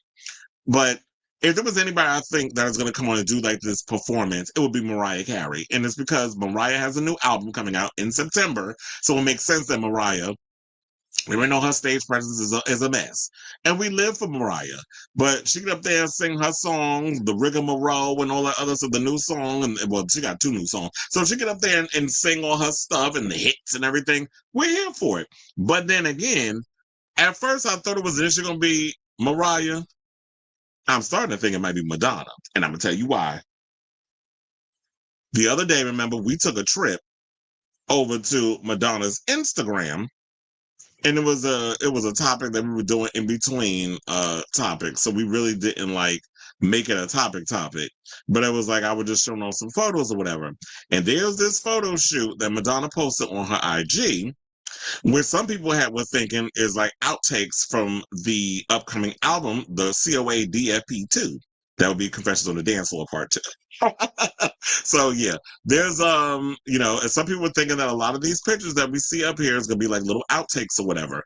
And so when we started seeing these pictures, and then what was it? Ricardo Gomez went and posted something on his social media, and it was immediately taken down. So a lot of people were speculating that what, M15, which I think would be a great title for an album, is coming, and we could be getting the first single as soon as September. Because remember, I believe, if I'm not mistaken, Confessions on the Dance Floor came out in November, and it would be smart enough to like, to me, I don't like the idea of them trying to release Confessions on the Dance Floor in 2026, only because it would miss the 20th. Was it the 20th anniversary? Wait, when did it go? It was 2007. No, 2005. That's when it came out. Yeah, the 20th anniversary. It would miss the 20th anniversary of Confessions on the Dance Floor if it comes out next year. 21, like, it don't fit. So they can hurry up and get this record done. And mixing and everything, it's a lot faster nowadays versus how it was back in the day. So her being in the studio a couple of weeks ago, working on some stuff with Stewart. Stewart worked relatively quickly, and having all that stuff done where it's like you can have the first single already pressed and everything and have that out, and then by November. So that's like 3 months. But if you can have all that done, or 3.5 months, because we're still in August. But if you can have all that done, in my opinion, I feel like that would be great. So that's what I'm thinking. I'm thinking it's between Mariah or Adanta. Those are my choices. So I'll say all this to say, what do you guys think of this story? Even though, like I said, I knew Britney wasn't going to be doing it, but who do you think it's going to be? Do you think it's Madonna? Do you think it's Mariah? Or do you think it's somebody else that hasn't even crossed our radar? But I would think it would have to be something big, especially, with the show definitely needing the ratings boost at this point, because who's really out here checking for the VMAs like that? I mean, last year it wasn't so bad, but award shows, I feel like it's starting to it's losing its gusto. People don't care as much. And then also I want to hear what y'all think about the whole Kevin Federline situation. So y'all got two topics to speak on. So let me know what you guys think of this story in the comments down below.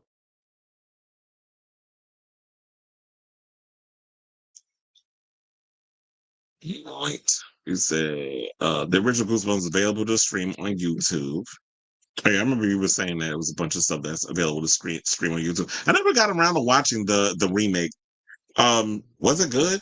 Yeah, I didn't really get around to watching it. On Queer as Fuck, I remember they changed a lot of the songs. Yeah, that's why I couldn't get into it, which is why I own all of the seasons except season 4. I have to buy the box set of season 4. But to me, in my opinion, the first 3 seasons is like the best. So but I do want to get season 4. I think that's when they went more serious with the show, because there was a lot of complaints that it was just fluff, and it was it was always about sex and drugs, and there was no substance. There was a lot of complaints that was coming with that. Who the F wants to read a book by a illiterate K-fan? Okay. Crystal was like, I'm going to riot, fly to Hawaii, and make sure he can't make the book. It's a little too late. He already worked on it. Then I said, look, um, whatever he wants to look, we all, like I said, we all have the freedom of choice. He can come out with a book all he wants, but if you don't want to listen to it, that'll affect the sales. But you got to hurt people in their wallet. That's what I always say. Exactly. What career? K-Fed's book should be called You Think We Exactly. Oprah said the same thing about hating guests to say, read it. It's in my book. Wait, she said the same thing about hating. Wait, you said about hating guests. Yeah, I hate when people say that. I don't feel like reading all that shit in the book. It's like, I'll get to the book eventually, but give me the highlights or give me a reason to want to spend money to buy your book. Books ain't cheap. If she really does make an appearance at the VMAs, I'll watch, but then immediately turn it off. I hope it's at the beginning of the show, like Madge in 2021. Or they'll probably tease us, make us sit through a lot of it. All them damn children he and guys like him done fathered, then using the kids to extort money from their mothers, and folks have the nerve to still be telling it, okay? I mean, she is in New York. I would say it wouldn't be far, because it's like she's in Manhattan. Um, I'm trying to remember, how do you get to the UB? I mean, you could take the highway. You could take the George. No, you could take oh my God, what's it called? The RFK over there. Or Jackie Robinson, I think. Over there to UBS. Talking about the highway. It's like, but at least we got the iconic. You're lucky she even performed for you bastards. Leave Britney alone out of it. I was watching that just yesterday. I said, I want Britney to re-release her fantasy perfumes. There was somebody's perfume they said it didn't smell too. Oh, I think they were talking about Madonna when she came out her own fragrance. They said, it was an acquired taste. Like, it was like really strong. But the rehearsal she did for Gimme More was better. I remember you telling me that. I think when she did the actual show, she might have been drunk. Yeah, she was, from what the tea was, she was hanging out with Diddy the night before. That was the story that came out. She went to a party. I think it was like a Diddy party. I'm sure there was no freakos involved, or maybe it was. Speaking of which, there's this rumor going around about Diddy, that grape juice is spreading that tea. I need to find that mess because somebody going around saying when Diddy gets out of jail, he's planning on a show at Madison Square Garden. Oh, the fuck he not? And who's he gonna get to work it? Because actually, look at me, like, I actually would work it just to tell y'all that I was there and what went down. So I was like, if I was a Joe Nobody that didn't have a show, I'd be like, oh hell no, I'm not doing it. I'm writing. But then again, I would think I'm getting paid to work it. Um, I would actually, yeah, I would do it just for the sake of telling y'all what happened because I got a first-hand account. I was there. I got to see all the bells and whistles and all that other stuff. One of the things also that I love about working at, like doing events and stuff like the Garden, whatever, because I remember when I did the AT's concert, and I actually was walking, like I had to go backstage, and I was actually seeing some of the performers, well, some of the members of AT's on the back of like these the go-karts or whatever, so they could be driven out to the stage so they could do their rehearsal. It's like you see all of that backstage, and that's those are the things that I love about when I'm working events, is like the behind the scenes when you're walking backstage and you're seeing the celebrities and they're going about their business and people who work within the crew and all that. I just like seeing that part. That part is actually fun, the creative aspect. What's that? No, what I heard, she might have been nervous, but I remember hearing that she had partied the night before. Oh yeah, it's funny. You literally said that. Watch the Kelly Clarkson show announce it's over. Well, there's always been these rumors going around about the Kelly Clarkson show being in trouble. There's been stories. I've seen it on Page 6. I've been seeing it a bunch of places. I just didn't talk about it because I was like, it just felt like it was all these rumors. It was feeling like a nothing burger. Then they were talking about that Gayle King might take it over. Not Gayle King. Was it Gayle King? No, Hoda Kotb. Look, them both the bros look alike. So it was like Hoda Kotb was going to come in and take it over. There was a bunch of stuff going on around it. So that could have been what it was, is that there were things that was going on behind the scenes. It had to do with Brandon. they didn't want to say it, or maybe the tabloids didn't know it, or they just out of respect didn't want to say it. And there could have been a lot of that because there've been rumors that they were talking about that she was trying to walk away from the show. And to be honest, there's a lot of them up there that should be doing a talk show, screaming for being another one. 4 minutes and wait, why am I having a brain fart? What is WIFLAFAG? Willful fag are going viral right now, so it would be the perfect timing for her to be there. 11:15:05, Friday the 14th, the same as the UK. I wouldn't mind if it was next year because that would be the 21st anniversary and 21 is the legal age to enter a club. It makes sense, but it would be better if that'd be a great way to spin it. But I would prefer because I'm big on anniversaries, as in 20th anniversary, 10th anniversary. I always wanted to be on that decade point. Mariah that's crazy. How she never wanted? Well, probably because Mariah's music videos have never been that enigmatic. I mean, she's had really cool videos, but she was never that one that stood out with the video. I like the video for Heartbreaker, and I like the video where she was oh my god, why am I drawing a blank? The one where she was playing a James Bond spy. So I did like that one. He said, I feel like she's getting the video Vanguard. She could be. She deserves it. The R&B nomination is a setup. I told it's a setup. I was 21 when the original Confessions came out, and the tour was my birthday gift. It's funny. I feel like a lot of people's first concert was Confessions. I told you my roommate moved to New York because of the song "I Love New York," and he lived in Indiana. And Confessions was my first concert too. It's funny. Somebody was hot in there. I don't remember. It was that long ago. I was 29 when Confessions came out. I had just broken up with a homosexual man I was seeing a month before. You already worked. True. He's like, you already worked a Trump rally. Can't get any worse than working a Diddy concert. This is true. But the question remains, if he does do a show, who the hell is going to show up and perform? Boosie? Oh, you said what it feels like for a girl. I don't know why I was having a brain fart with that song. A Hollywood insider saying that the information of Kelly Clarkson's husband dying was known but didn't leak lets you know how loved and respected Kelly is. Yeah, that's why I said there was always rumblings and stuff going on, but I felt like people weren't really saying what it was. So I didn't really want to talk about it. And now that it's all coming out, I feel like, we'll probably have to revisit those stories.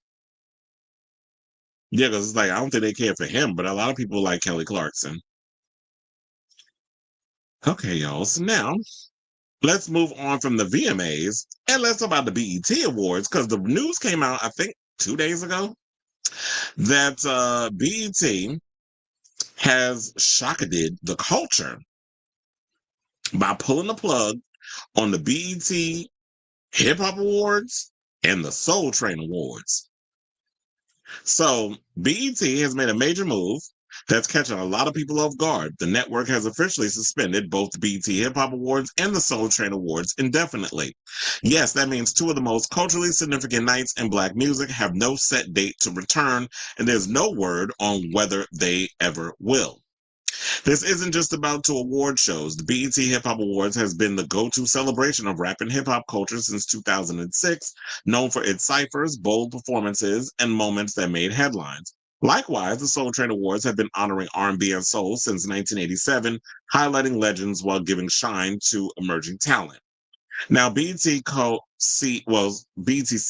I should say, Scott Mills confirmed, saying, quote, for BET Linear, we have suspended the Soul Train and Hip Hop Award shows, but we have a team that's actively thinking about where those award shows might best live as the media climate continues to evolve.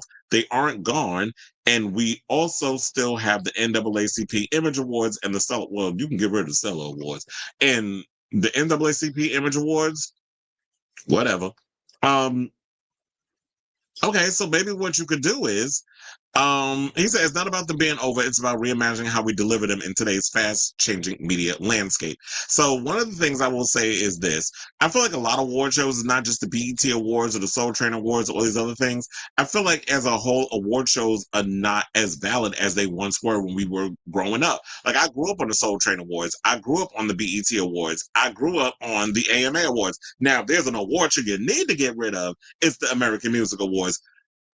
First of all, okay, you got Jennifer Lopez that at this point will show up at a goddamn envelope opening to maintain her relevancy, hosted it. With that being said, you barely had any A-listers that showed up to that award show. So how come y'all got that one still going? I mean, you had Costa that funky ass up in there and a bunch of other influences, but you didn't have nobody else willing to show up to these award shows. So I feel like in so many ways that y'all need to trim the fat, not just on the black side, but y'all need to go over there to them white people's spaces and start cutting too. I don't give a good goddamn whether or not it was Dick Clark's, whatever. He dead just like Don Cornelius. So if there's a situation, what was good back in the day doesn't hold weight today. This new generation don't care about no Soul Train Awards. This new generation don't care about the BET Hip Hop Awards. Now, if you want to incorporate something, maybe you need to incorporate some of what you were doing with the BET Hip Hop Awards, like the ciphers and all other stuff. Spill that over into the regular BET Awards. I feel like with BET, we should be celebrating Black entertainment. Period. Make the show could be 3-4 hours. I mean, it'd be all about damn, it already is 3 hours, 4 hours, or whatever. So you can incorporate all the performance aspect and everything in there, but as far as like the award shows and the celebration of all different genres of music, you can kind of incorporate that into the one big show. Yeah, it'll have to be a little longer, whatever, but if you're gonna celebrate all aspects of urban music, I feel like that needs to be incorporated. So and then also, I feel like, remember back in the day where you had to be like on the red carpet and we didn't pre-internet and you had like who you're wearing and celebrities showing up and all this other stuff. That doesn't hold as much weight anymore, which is why E-News and all that other stuff has been canceled. Sidebar, I heard, speaking of E-News, Justin Sylvester might be in the running to get that co-host spot, to replace Hoda Kotb over there on that other co-host show. What was that, the one with Jenna Bush Hader? That's the word. Well, look, to be honest, y'all need the gays to keep, bring the entertainment, because watching a lot of you cisgender folks, y'all could be a little boring. So if he don't get it, you can give it to Matt Rogers. So be one of the other homosexual.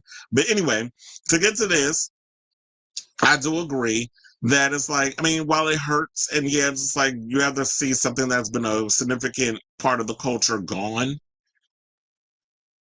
We got to save money. And if I'm bleeding money into a situation and it's not doing what it needs to be doing financially, then we've got to figure out a way to cut the corner, trim the fat, get rid of it as much as it hurts. Like everything that has a beginning has an end. Everything is not going to last forever. And if y'all going to go and just start trimming the fat over there on the black shows or the black award shows, which quite has kept a lot of these mainstream black folks who always seek validation through white spaces, like Grammys or whatever, all these other shows, and then still be crying Oscars and this award show so white, but y'all be acting like y'all too good to show up at your own stuff. If the award shows are not going to be able to do what needs to be done and people are not going to show up and really put the time, the effort, and the energy in it, then yeah, I think a lot of these award shows need to go by the wayside. You can still keep the main ones. We can have the BET Awards. I guess we can still keep the VMAs, even though they ain't played the music video in the past over a decade.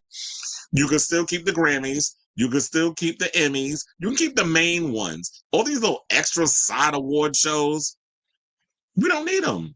Like, y'all just out here wasting money and people are not watching it and you're not recouping your investment because you need ratings and people to actually watch these shows to give a damn. So that's all I got on that. So I definitely want to hear from y'all. What do you guys think of this story in regards of the reasoning behind BET pulling the plug on the Hip Hop and Soul Train Awards? I felt like he really didn't give a answer. He just said, like, we just got to reimagine and figure out how we can make award shows work within this fast changing media landscape. I keep telling people when it comes to these award shows, like when you talk about, like regular award shows like MTV, like the VMAs or whatever, why don't y'all broadcast this also on y'all YouTube channels? Everybody watches YouTube these days. So, and I'll tell you, I subscribe to a lot of, streaming services. I spent more time watching YouTube than I would a Hulu, a HBO Max, a Paramount Plus, and all these other places, which is where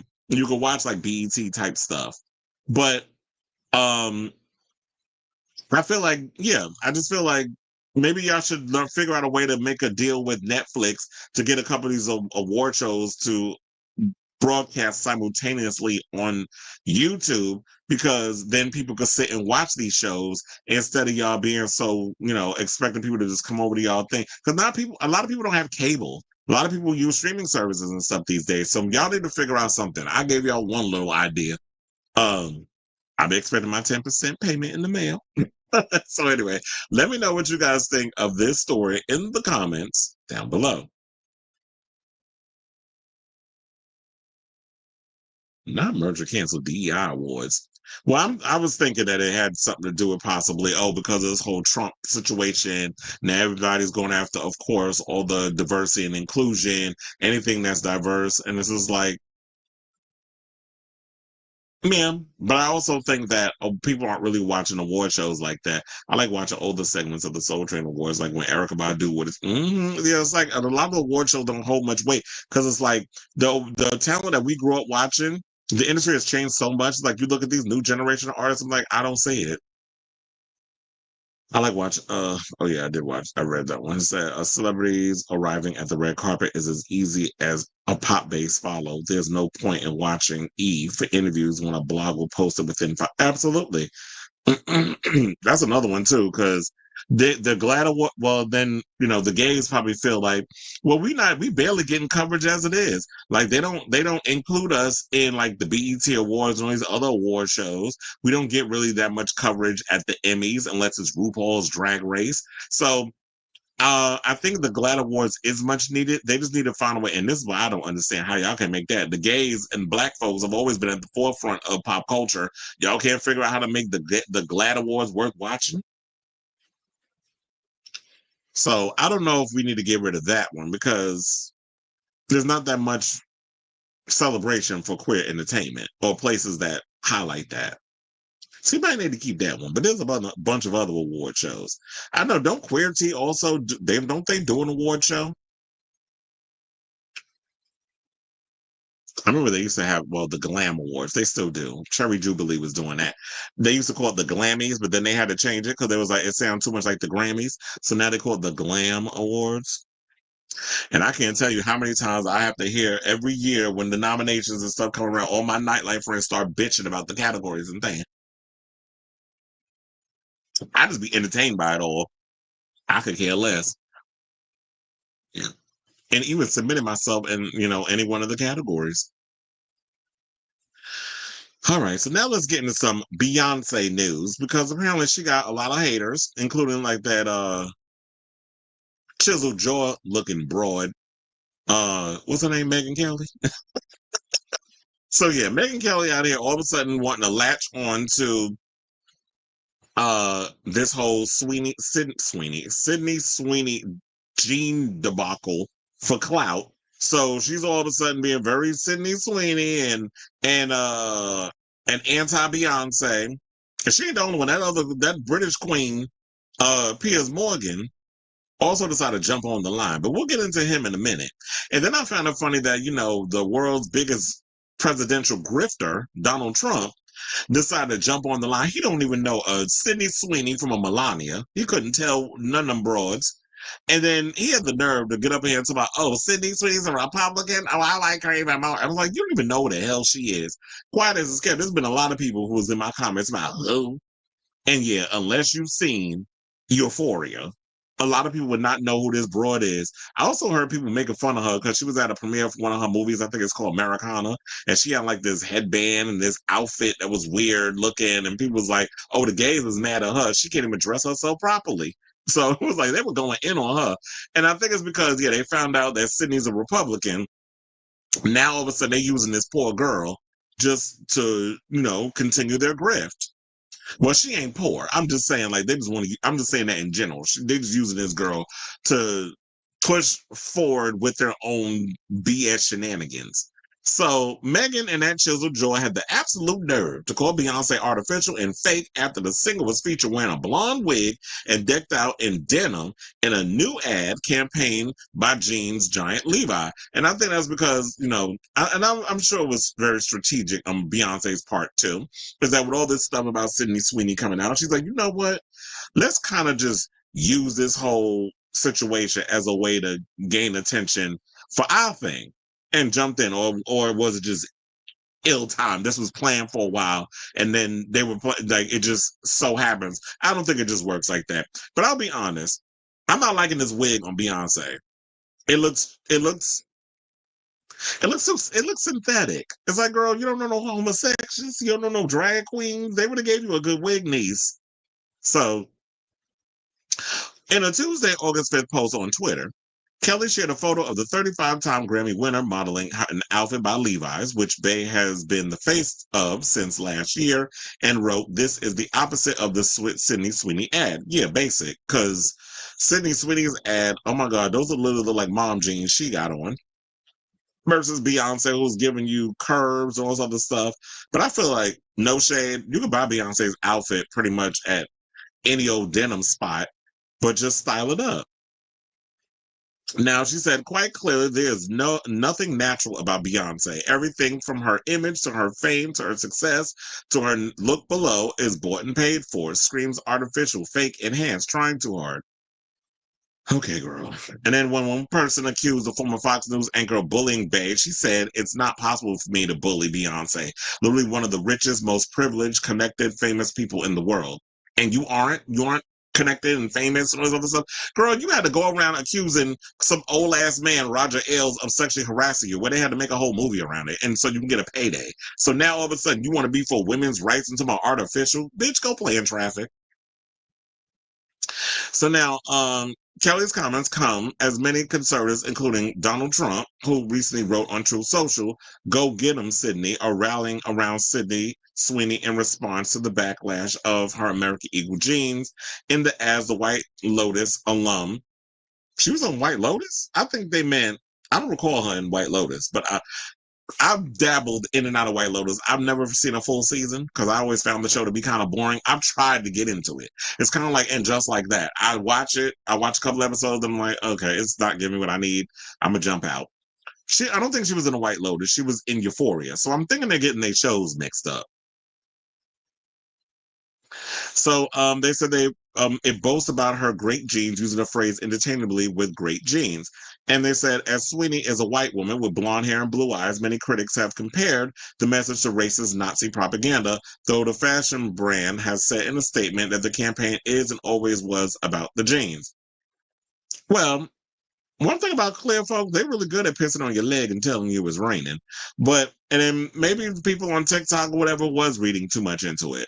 However, Sydney Sweeney is your true definition of basic clear woman. Like, there's nothing phenomenal. And maybe it's because I'm not into vagina, but she's okay looking. She's pretty, but it's like, she looks like any other white girl that I would see walking down the damn street. There's nothing hot about this chick, except I think the only reason why people are so quick to jump in on Sydney is because she got big ass titties. That's the only reason why that's what it really goes down for. She's well endowed up top, which I could have sworn that Megyn Kelly in a previous story, not even about, I don't even know if it had to do with the jeans thing. She's alluded to her large appendage up top. So you over here sexualizing this girl, and then as a way trying to throw a straight at Beyonce when Beyonce ain't do nothing to you, or she's probably still salty because I'm hearing at the Cowboy Carter tour, there is this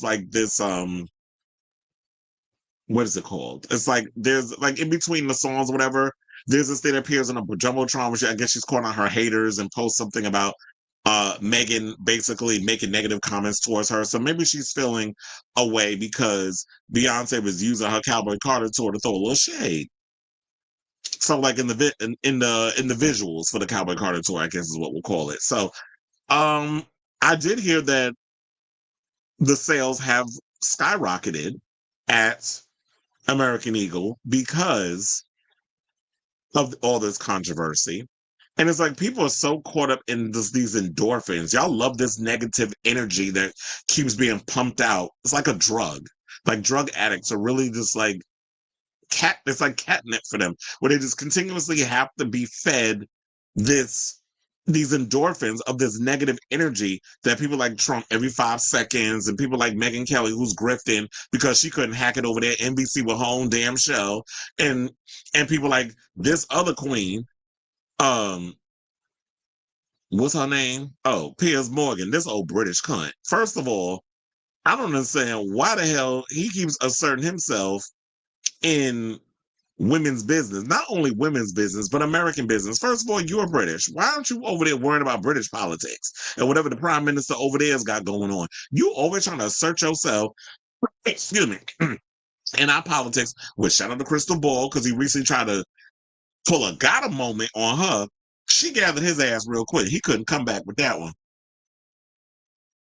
Don't come from a good debater. Y'all will lose. I'll tell y'all that every time.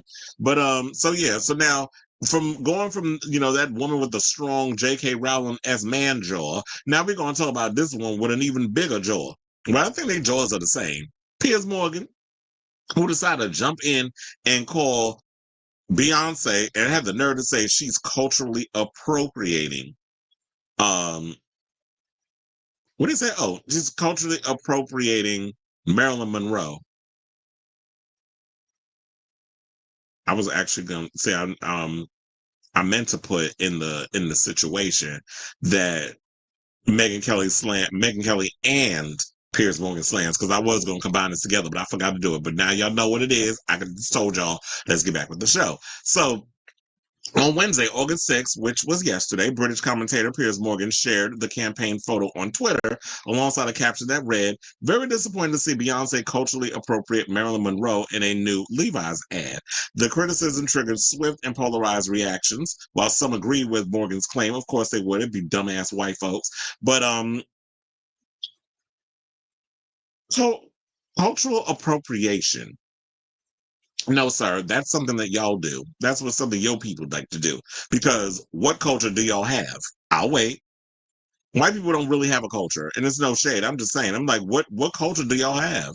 Except making careers out of taking from Black culture, from Asian culture, from Indian culture, from Latino culture, the colonization of not only people and their what they have going on in their lives, but their whole, their lineages and things, but music and all that other stuff. Y'all incorporate all of that in y'all shit.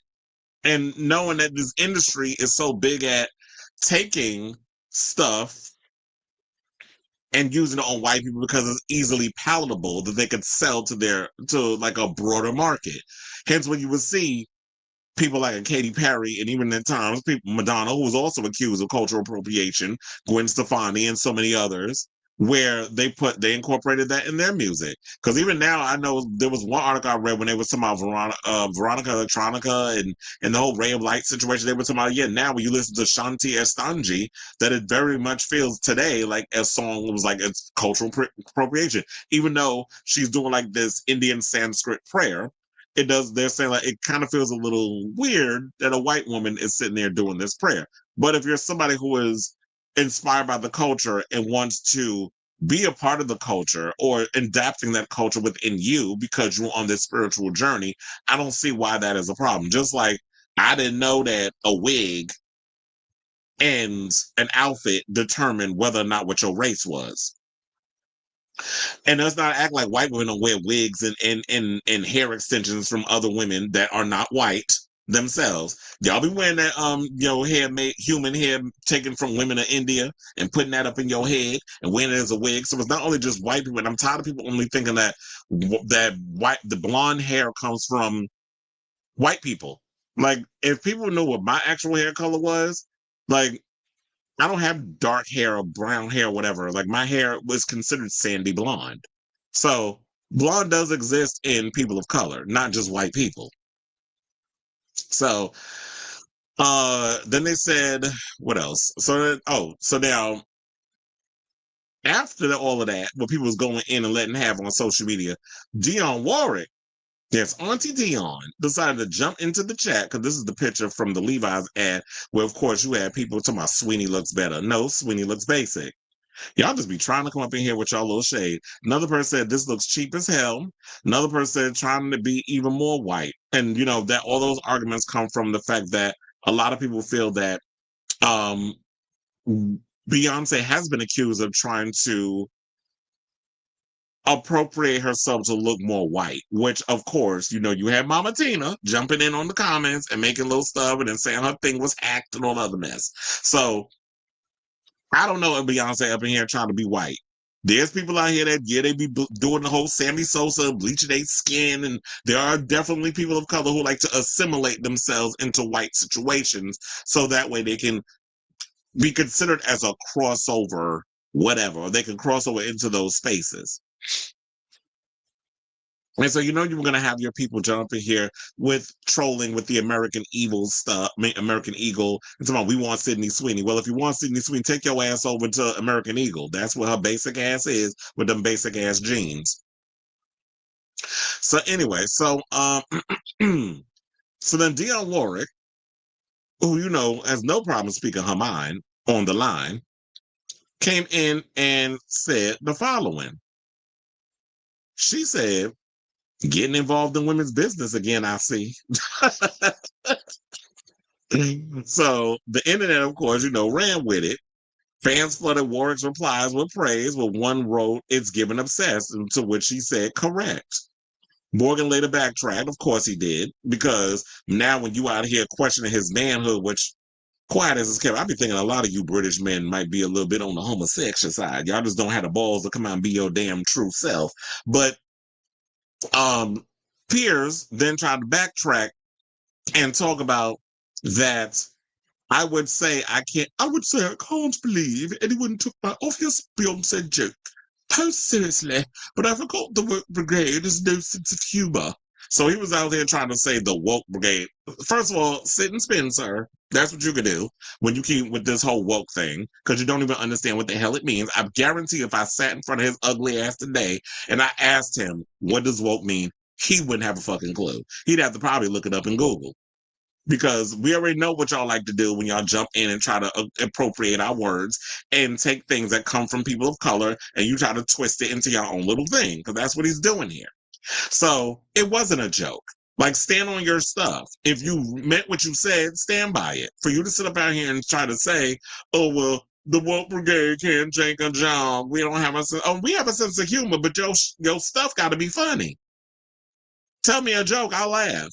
Don't sit up here and pull that Tony Hinchcliffe crap where it's like y'all can't tell a proper joke, so you try to hide behind your bigotry and your ignorance, and then when people don't laugh and call you out, then it's like, okay, so you thought by saying this little thing that it was cute, you can't take a joke, well, you know, all the little words they try to throw out to throw you off your game, but you got to keep your eye on the ball, and you got to hold them accountable for the stuff they say. It's like, you didn't mean that to be a joke. You meant what you said. You wanted to come in and try to come for Beyonce, and when they dragged your behind all over social media, now you want to backpedal and say that we can't take a joke. It wasn't a joke.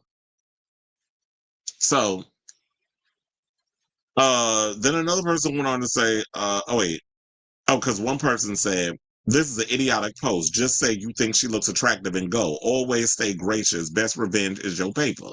And you know that is a line from Beyonce. And then that's what he goes and says. I would say I can't believe anyone took my obvious Beyonce joke post seriously, but I forgot what. It's like, first of all, we all know you conservatives lack a sense of humor because y'all feel like y'all can say whatever y'all want to people and not get read the fuck back. And when we come at y'all, then y'all want to play the victim, and then y'all want to talk about, oh, we can't take a joke. Oh, my feelings hurt. Fuck your feelings. That's all I got to say on that. I'm dropping too many curses. Luckily, I've been able to get my full show monetized. But I feel like if I drop one more curse, they're gonna get me. So look, at the end of the day, this whole the Levi jeans thing, the American Eagle thing is stupid.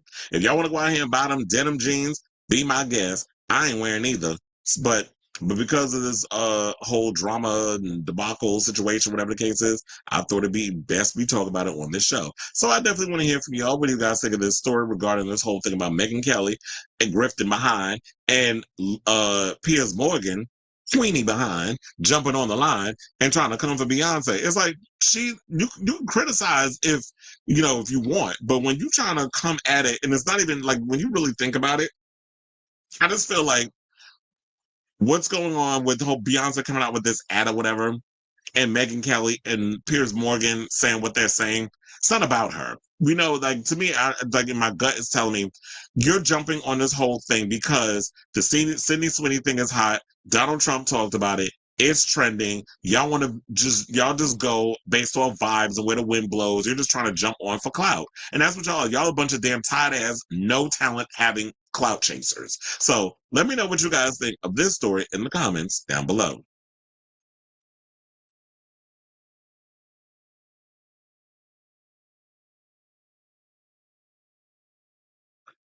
But Aaron says part of the bleeding of money probably comes from folks more wanting to see only the performances. Well, that's the only reason why I watch, because I couldn't tell you whoever wins. I never remember the winners. We only want to see the performances. So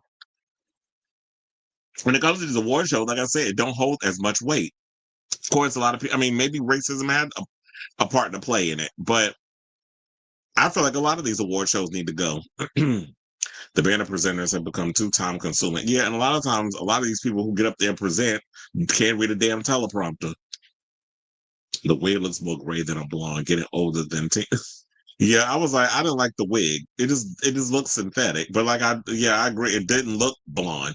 Or maybe it was blonde when she put it on her head, but you got to also think about the background, the lighting, how a lot of times when you take pictures, it washes out certain things. So yeah, that wig just wasn't working. I don't like none of the wigs she wore in the Levi's commercial. Even though the one where she tried to wear that the red bandana with the blonde hair, I was like, I ain't like the wet look. I don't like that either. Like she was trying to look like Rosie the Riveter. I do concur. Yes, she is basic. Sydney Sweeney was in the. Oh, okay. I was like, I didn't watch the first season. I just jumped in season 2 because that's when everybody started talking about it. It said Gina Carano and Disney and Lucasfilm settled. Story in your box. Kind of find out why Star Wars went queer is because all Lucasfilm employees. Well, I'll probably say that for tomorrow. Shanti Estanji is the best song on Red Light. Yes, it is. Gonde Voodoo Nam Chadaradaminde Sundarshita. Svatama Sukava Bode Nisreyashe Randali Haramane Sunsala Hala Hala Moha Shantiye. I can do that whole damn song, bitch.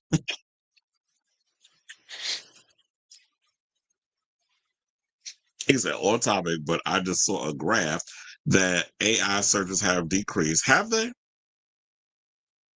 I hope so, because the way that the companies and corporations, like I've been hearing too many stories that a lot of there was some companies that were firing people and then basically relying on AI to do the work. So I would have to look into that.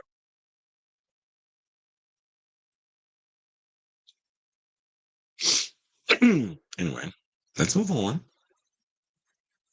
And that's about Ben Affleck and his ex-wife, Jennifer Lopez, who seem to be going through it. Because apparently she has a new song out that she's been performing on her tour. They said it was 6 songs. I think we did talk about that not too long ago. About that there was she recorded 6 songs. She's performing them along with her old hits and stuff on this current tour. We'll get into the latest tea regarding her Vegas residency is struggling to sell tickets. But in the meantime, one of these songs that she wrote about Ben has got Ben pissed. Apparently. So this is according to Radar Online, so we can take this with a grain of salt. So, because it's for entertainment purposes. Now, Jennifer Lopez seems to shade ex-hubby Ben Affleck in a new tune about triumphing over a bitter breakup. And sources say the movie maker they're quite accurate about that because every time we see Ben, he do look like he just hates his life. Movie maker wishes his former wife would give it a rest so that they can both move on from their doomed romance. This is according to Radar Online, saying Jennifer is happy to be singing her truth. She's totally unapologetic and convinced this will be a launch pad for a whole new musical chapter, an insider said of the emotional song Wreckage of You. If it upsets Ben, then all the better. After the hell he put her through, she hasn't gotten the pain. She hasn't forgotten the pain, and writing about the experience and setting it to music is helping her. So what you think she is, Adele? Like now all of a sudden she out here trying to write all her woes in her music? Well, look, if that helps you at night, then that's great. But no shade. I don't think and I think also I was hearing some story that they were talking about that she might be trying to do a whole album about breakups and something. Ma'am, we didn't even want This Is Me, the new generation for the new generation. Or This Is Me, the next generation is what I should call it, kind of like Degrassi. The next generation. We ain't want the new one. So we didn't want to hear about your happiness with your man that you thought you had. And now all of a sudden you just flipped out real quick. And all of a sudden you want to write a bunch of He Did Me Wrong songs. If it's put to a EDM beat, then I'll listen to it. But for the most part, I don't know if people want to hear some sad breakup songs from Jennifer Lopez. So Lopez, who's 56, presented 6 songs at an exclusive listening party in LA for 30 handpicked fans, and included the ditty where she croons, "I'm stronger than the wreckage of you." The insider observed what she's insinuating is that Ben is the one that fell apart, not her. And according to the insider, the Oscar-winning Good Will Hunting hunk, who's 52, sees. I think he has more than one Oscar. I think he also won for Argo, but I guess that's not the point. He has more than one, but I'm just saying. Sees Wreckage of You as a cheap shot after the 2-year marriage imploded in 2024, nearing 20 years after their first engagement fizzled. Saying for him, this is a step way too far. He's already under big pressure with work, and the last thing he needs right now is friends asking him how he feels about Jennifer's revenge song lyrics. All he wants is to forget the marriage ever happened, but she's going out of her way to keep making things awkward and miserable. He's getting the impression that she wants to punish him to the end of time. Well, she is Puerto Rican, so, them women stay petty and holding a grudge. Trust and believe, I know. So, this is what happens when you marry a musician. Say what you want about Jennifer Lopez, but she does make music. Hence, that makes her a musician. And a lot of times people take inspiration from what's going on in their life and put it to song. So naturally, she's going to do that. And if that's what she's going to do, I guess that's what she's going to have to deal with it and put up with it. She has every right to put whatever's going on in her life to song. You're not a singer. You make movies, you direct and you write and you act and stuff. And I know you're not going to I guess maybe he feels like he can't put his side of the story into situations because he doesn't have a platform where he could do that. The only way that he can do that, use what's going on in his personal life as an outlet and let people know what's going on, it would have to be in an interview where somebody would have to ask him the question and he would just have to tell his side of the story via that way. But the one advantage that, like I was saying, Jennifer has is she could tell it through song. Now, the question remains is that, okay, once she puts the music out there, will people care enough? If people don't care, then he'll be vindicated because it's like, okay, she got her little song. She was able to tell, what was going on in her life the way she needed to tell it, but quiet as it's kept, nobody cares. So it is what it is. Now, speaking of Jennifer Lopez, let's get into this story. So apparently there's some rumors swirling that Miss Mamas is struggling to sell tickets to her concert out in Vegas called Up All Night. Now, you already know she's overseas performing in different parts of the world. Nobody apparently cares for her in America. But, and then she had the previous tour, This Is Me Live or whatever the case was, and that wasn't selling, so she had to cancel. And she tried to blame it on, what's going on in her personal life, but she needed time to spend time with friends and family. But we all knew that was her way of trying to save face. But they were trying to call it something else. But it seems like it don't matter, like, if she goes away or whatever for a moment. Or a question, Saba, let me ask y'all. Did Jennifer really go away when she said she went away? Because I remember a lot of people talking, and they were saying, like, no, we really need you to, like, take some time and go away. It feels like you really didn't go away because she was in the news. Even when she was going through her thing with Ben and all this other stuff, she really was still in the spotlight.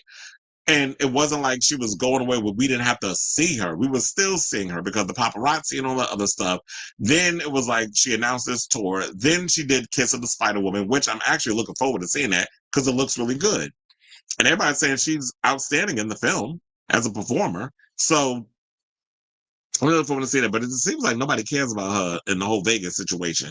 So, according to Baller Alert, they said following a canceled tour last year due to low ticket sales, Yennefer is now on a global run, performing in unexpected stops like Turkey, Kazakhstan, and Egypt. She also did Spain, and I know a lot of people was talking about, oh yeah, she's been selling out and it's been doing really well, and she had to open up the sides of the stage, the parts that were obstructed where you couldn't really see because the demand was so demanding.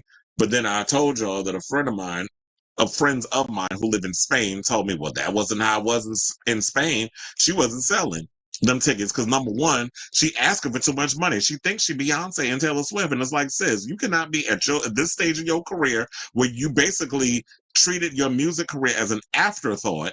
Think that you could charge fans $1,200 and more to come see you lip sync for your life on stage. And look, I don't mind the lip syncing because as long as you give me showgirl performance, all this stuff, you get up there and lip sync like you was Britney Spears or one of the girls from Drag Race. I don't mind, but some people get mad over that. So they said, hold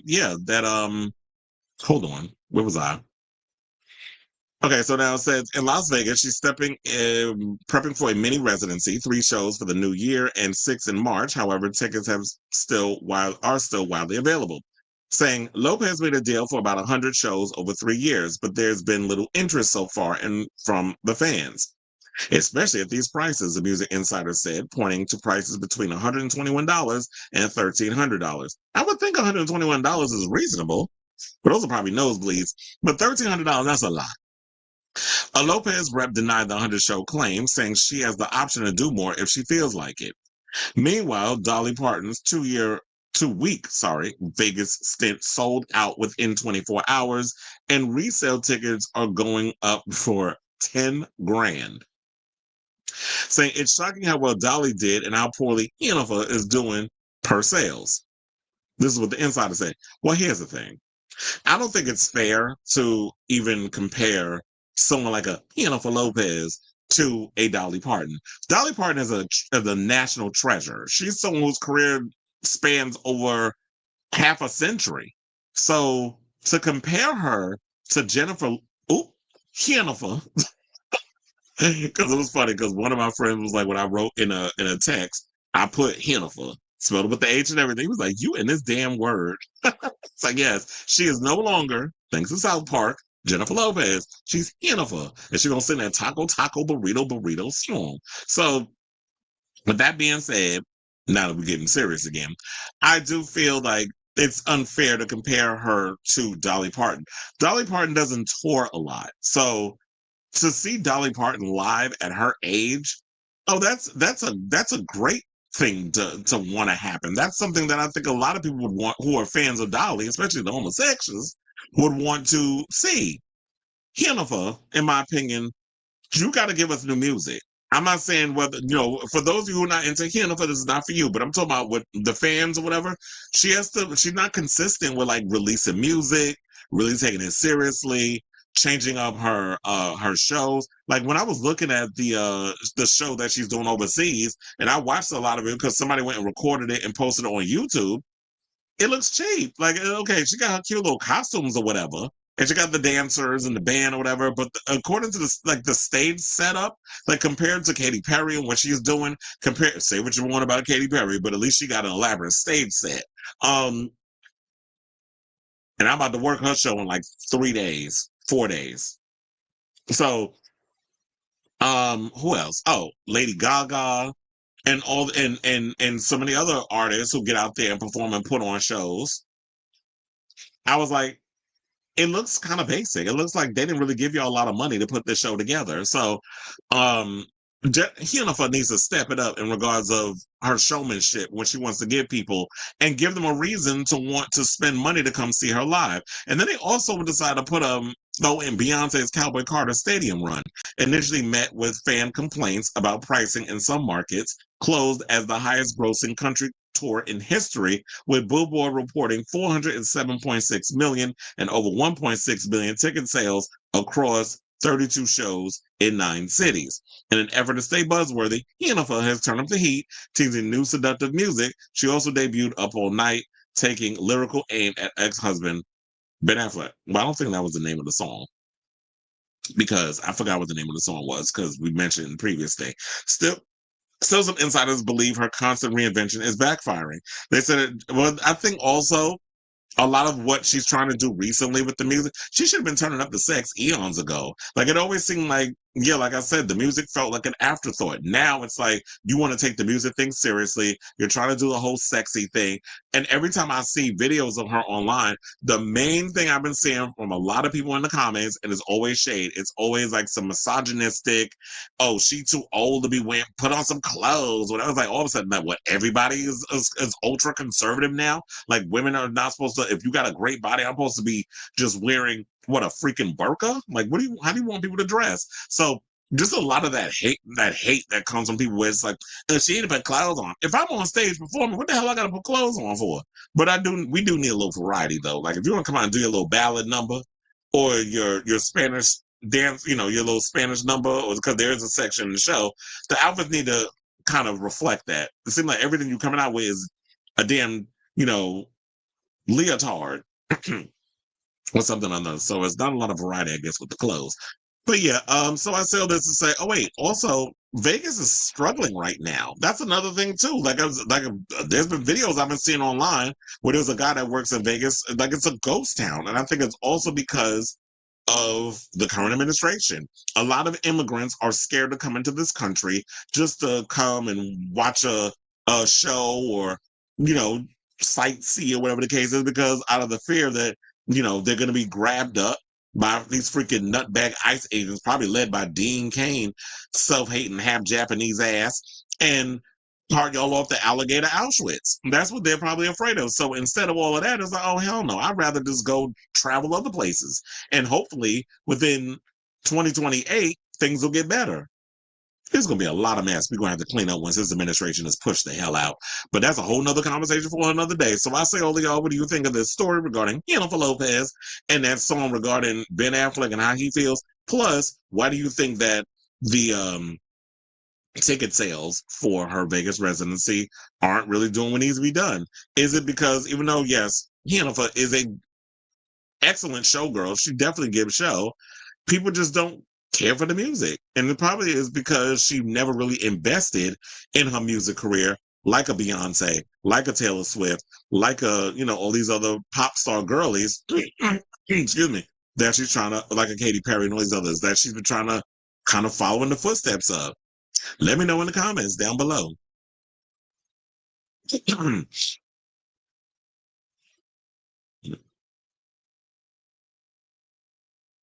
It's because school isn't in session as of right now. Not cheating students. As for Jennifer, a farewell tour would invoke more demand. Say goodbye to my taco flavored. Do you think really that she would actually quit the music? She wouldn't. But she's got to put out new stuff. And I guess she probably feel like, you know what? No, nobody cared about you singing ballads because that's not your strong point. But if you actually reinvented yourself and just stuck to the rivers and the lakes that works for you, the dance pop stuff, and just be like, you know what? America just don't care about her like that. She got to humble herself and do smaller venues and or certain spots. Like you could do like what Beyonce did, not stadiums, but certain stints, do like a little 24 or even less date tour in America, do all the spots that you guaranteed to sell, like a New York, a LA or something like that, and just get your little coins and run. That's what you do. And also just focus on the overseas, because it seems like the European market likes her more than the American market. She'll thrive over there. You said Hannaful is a Leo, so she wants her attention. Plus, she may be getting a clue that folks are tired of her public love of love, all for it to fail. So now she may be just trying to talk. She may be trying to talk. Oh, yeah. Because she always puts up this whole, oh, I'm in love with love. Girl, that's an addiction. So you can't spend 5 minutes without a man. I'm definitely curious to see what she's going to end up with next. All right. So now, I was like, did I hit the wrong thing? No, we on the right track. Okay, so now let's get into this Blake Lively story because apparently now she's going after Perezite Hilton. That's why I've been changing the name like Parasite. So anyway, so yeah, she's going after Perez Hilton and has said that he has done at least 500 disparaging stories about her in the media. I mean, that's what he does. You know, Perez is like OCD or just he got to do like 500,000 stories a day because you got to keep up with the algorithms and the TikToks and all that other stuff. So they said, quote, since August 2024, Mr. Hilton has posted more than 500 videos, 400 headlines, and hundreds of other comments about Miss Lively on his various platforms. And his website includes a tab of its landing page and the entire subpage dedicated to Miss Lively. This is according to attorney Ezra Hunter in Docs page 6 obtained. The majority of the content Mr. Hilton posts about Miss Lively is disparaging, published without reaching out to Miss Lively's reps for comment or response, and genuinely regurgitate messaging that appears to be prepared by others. Really? Because look, now, if I was Perez and I actually hit up your reps for any kind of commentary, are we really supposed to believe that you're going to literally respond to whatever these allegations and stuff are? And I don't know how many times I've had to say this, but I don't know why Blake thinks that she is exempt from being talked about or criticized in whatever is going on in social media places. And it could also be because, you know, there are people who work in the blogosphere that have inside sources that tell them things. He could be reporting back things that he's been hearing from people on the inside. Now, don't get me wrong. I do believe, and because I have seen it myself, it pops up in my feed. Perez does a lot of videos on Blake Lively, but he's going to do a lot of videos based on who's the hot commodity of the moment. And her thing with Justin Baldoni is the hot commodity. It's not the only hot commodity because there's many things I talk about on this channel that don't even compare to or even equate to me having to sit here and think, oh, well, I'll go viral if I talk about Blake.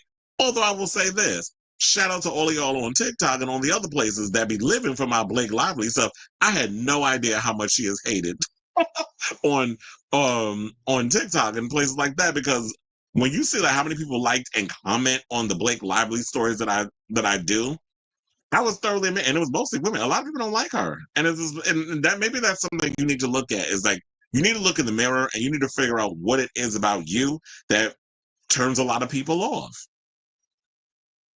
And who knows? It could be her overall stink attitude. So now, Lively's lawyer, because there was one that he did where it said Justin Baldoni's lawyer just scored a massive win. So he's up there talking about Justin Baldoni's lawyer and things like he talks about whatever pops up in the news and gives his opinions on it, like which is what all of us celebrity gossip commentators do. It's like I go based on the reports and I give my opinion on it, but I also can analyze situations and see through things from a different angle that other people don't. So now Lively's lawyer then lists posts Hilton shared on his platforms that reference the actress as a bully, savage, and other names amid her ongoing feud with It Ends With Us co-star Justin Baldoni. Well, here's the thing. Regarding that, how's that a bad thing? That he's referring to her as a bully. Number one, you do come across like a bully in some of the things that you've said. I don't think that he's the only one that has said that. I believe that if we really want to have a conversation, that he's not the only one. I mean, I've made comments. I mean, there's been a lot of bloggers that look at some of the stuff that Blake has done and has considered it bully damn behavior. So The fact of the matter that you're just going in, and particularly, I guess maybe the reason why she's particularly singling out Perez is because Perez, even though some people say he is washed up and he ain't been relevant in a long time, and in many cases he still isn't. I mean, that may be true. And there's some people that, yeah, I think some people still look at him that he might be washed. But at the end of the day, um, he has a right to be up in here. This is what he does for a living, and everybody has a right to come up here and tell whatever they need to tell. Hopefully, he's getting all his stuff accurate and correct, meaning that he's not just making stuff up and doing full Tasha K type stuff. But if he's hearing things, he just responding based off of what is going on in the situation, he should speak on it. So she notes that the famed blogger Foes not. Oh, I think they meant does. The famed blogger does not hold himself out as operating as an independent journalist, nor does he purport to follow any of the tenets of independent journalism. Like, I'm having to stop every second because this sounds like a bunch of BS. I'm like, Perez Hilton doesn't work for anyone. He's not being hired by TMZ. He's not working for the Neighborhood Talk. He's not working for Hollywood Unlocked. Like, he is an independent journalist. Therefore, it says Perez Hilton. That's his name. It's the same thing with Chris Avalon. I have my own website. I do this I am an independent. I do this independently. I don't work for anybody. So I have to literally tell you I'm an independent journalist for me to know that I'm an independent, for you to know I'm an independent journalist. Like, y'all really trying to grasp at straws here. They said the filing was submitted to the Southern District of New York Court on Tuesday in response to Hilton's attempts to quash a subpoena lively filed against him last month because of privacy concerns. In July, the Gossip Girl alum subpoenaed Hilton, whose real name is Mario Armando Lavandiera Jr., as well as Candace Owens, claiming the popular media personalities had used their sizable digital platforms to launch a smear campaign against her. Well, look, Candace got her own fish to fry. She about to get sued by Macron's wife because he went and called her trans. And then she had the nerve to come out and say, well, Trump told me not to say anything about that. And look, your dumbass decided to listen. So that's on you. Both Hilton, who's 47, and Owens, who's 36, emphatically denied via their social media platforms at the time that they conspired with Baldoni's team to ruin Lively's reputation. The Perez Hilton podcast host, for his part, said in part at the time, I also have not communicated with my lawyer, Brian. Damn, everybody's got Brian Freeman as a lawyer about this, who also represents Baldoni and has not given me any information or influenced me in any way whatsoever. So there it is. There it is. So now we see through the bullshit. I said that it had to be an angle with this. So she's personally singling out Perez, and I'm not defending him. But then again, maybe I am because I do defend my bloggers. But then if y'all do wrong, like Tasha K or whatever, no, I can't defend that. But there it is. What she did with like Cardi B and so many others. So because they share an attorney, you feel like Justin Baldoni's people are feeding Perez information, and a lot of the stuff that he's saying on his platform is anti-Blake. Therefore, you're defaming my character, and now I have to file a suit. Okay, now we see through the BS. Sis, you're doing this to yourself, and you're making it worse. So she's out here thinking that he's defaming, like he's purposely defaming her because they share an attorney. First of all, attorney-client privilege. I don't think an attorney is supposed to be sharing any kind of personal information or whatever with their client who happens to be a blogger. I don't think that's allowed. Although plenty of crimes have been committed these days, like people don't follow the law and all this other stuff. So I wouldn't put nothing past about it. But I would think, in my naive little way, that an attorney would not be over here telling Perez any kind of stuff that's going on with this case. That does not start until 2020-6. I'm tired of talking about this, to be honest. But with more of the stuff that's been coming out regarding this, it's like, now I got to talk about it because it affects what I do. So that's why I'm talking about it. So in response to Lively's latest filing, Hilton said via YouTube Tuesday that the Age Adeline actress is seeking to force him to comply with the subpoena. She must do this in his jurisdiction, which is Las Vegas, stating that this is the appropriate venue where the issue has already been taken up by the district court. Oh yeah, I forgot he moved to Vegas. He doesn't live in LA anymore. Saying, I am very much looking forward to the last of Blake Lively's reprehensible attorney. He added in his letter to the judge, which he read on his channel. Hilton also slammed Lively's lawyer for using this court docket as a as a publicist would, concluding this case and your docket have become a circus and so laughable. The Celebrity Big Brother alum's battle with Lively, who's 37, comes on the heels of another YouTuber, Lauren Nadai, I think that's how you say her name, filing a protective order against the A Simple Favor star on Monday. Nadai alleged that Lively's attempt to subpoena her and other content creators was meant to intimidate, harass, chill constitutionally protected free speech, and threaten the safety and privacy of non-parties. The Sisterhood of the Traveling Pants Star. Y'all love to just use references of whatever, every damn movie she's in to get to y'all point. The Sisterhood of the Traveling Pants Star has been looking into the blogger's motives in the attempt to further prove her claims that Baldoni launched a smear campaign against her as a form of retaliation. Well, look, that's what you need to prove when you get down to the court in 2026. But all these other bloggers, I feel like that as a pundit, we have our own minds of if the story piques our interest, which I'll speak for me. If a story piques my interest and I go through the paperwork and all this other stuff and I read it and I make sense of what it is, I read y'all the latest story and I analyze it and I give y'all my opinion. That's on me. I don't know Justin Baldoni. I'm sure there's a lot of people who don't know Justin Baldoni, but they have their own minds to speak of whatever. Now, if there are some people that are influenced by the situation and are being fed stuff, then try to prove that in court. But I just feel like she is out here just spending up all of Ryan Reynolds' money on some BS. Now, Baldoni, of course, I should say, has denied any wrongdoing, and his lawyer, Freeman, has maintained that Lively's bad rep is due to her own remarks and actions during the campaign for the film, interviews, and press activities that were observed publicly, in real time and unedited, which allowed for the internet to generate their own views and opinions. The former co-star's case is set to go to trial in March of 2026. Which is why I was saying we have to wait until a whole year for this crap to go to trial. I'm about sick of her and her damn lawsuits. And she was Lively was deposed by the director's lawyers last week in New York City. So I do agree with that. It's like a lot of this stems from the fact that a lot of this wrongdoing and all this other stuff that you're doing, your reputation is due to you. You can't sit up here and blame everybody for how your situation has turned out. So I'll definitely keep you guys abreast of the story as it develops because I'm sure it's not ending anytime soon. And so I definitely want to hear from y'all. What do you guys think of this story? Whatever your thoughts are, let me know in the comments down below.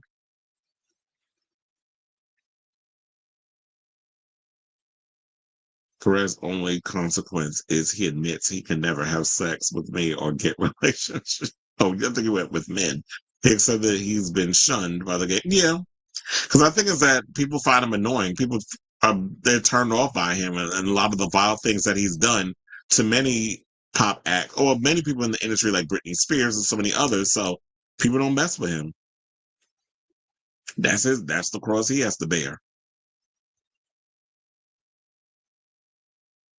All right. All right, so let's talk about Howard Stern. That's a name I didn't think I'd be talking about on this damn show because word on the curb is he may be out of a job soon, according to, over at the Sirius XM, which I've listened to it a couple of times. Like I've watched clips and things, but I've never really like watched.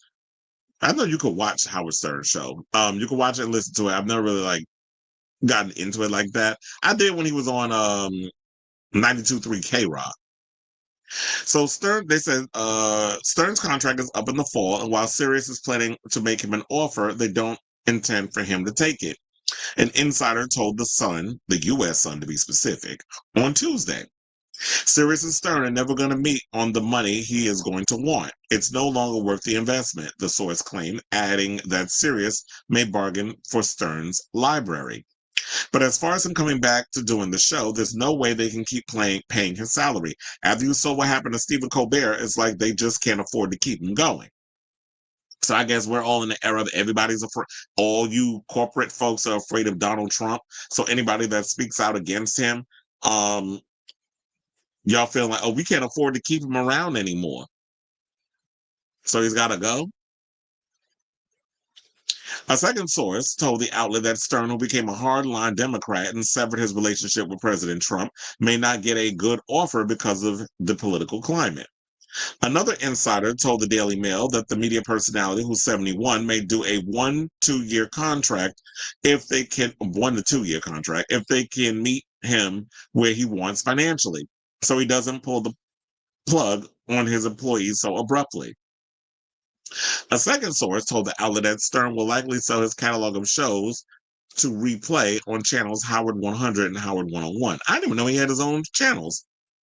Page Six reached out to SiriusXM and Stern for comment, but did not immediately hear back. Now, I did hear that Howard is on vacation, came back today, I believe, and was back at work on the radio. So it didn't address anything regarding these rumors, whatever the case is. So it's just funny how this is all ill-timed. I do feel like, look, Howard Stern has been a staple since I was a kid. Like, I grew up listening to Howard Stern. So, and that was like the big thing everybody was talking about. WNBC, and then all the weird people he had coming on the show. So Howard's been a messy, crazy, and inspiration in so many ways. I already told her, like, of the many people who have inspired me to get into like public broadcasting and being a personality, that sort of thing. Howard Stern was one of them.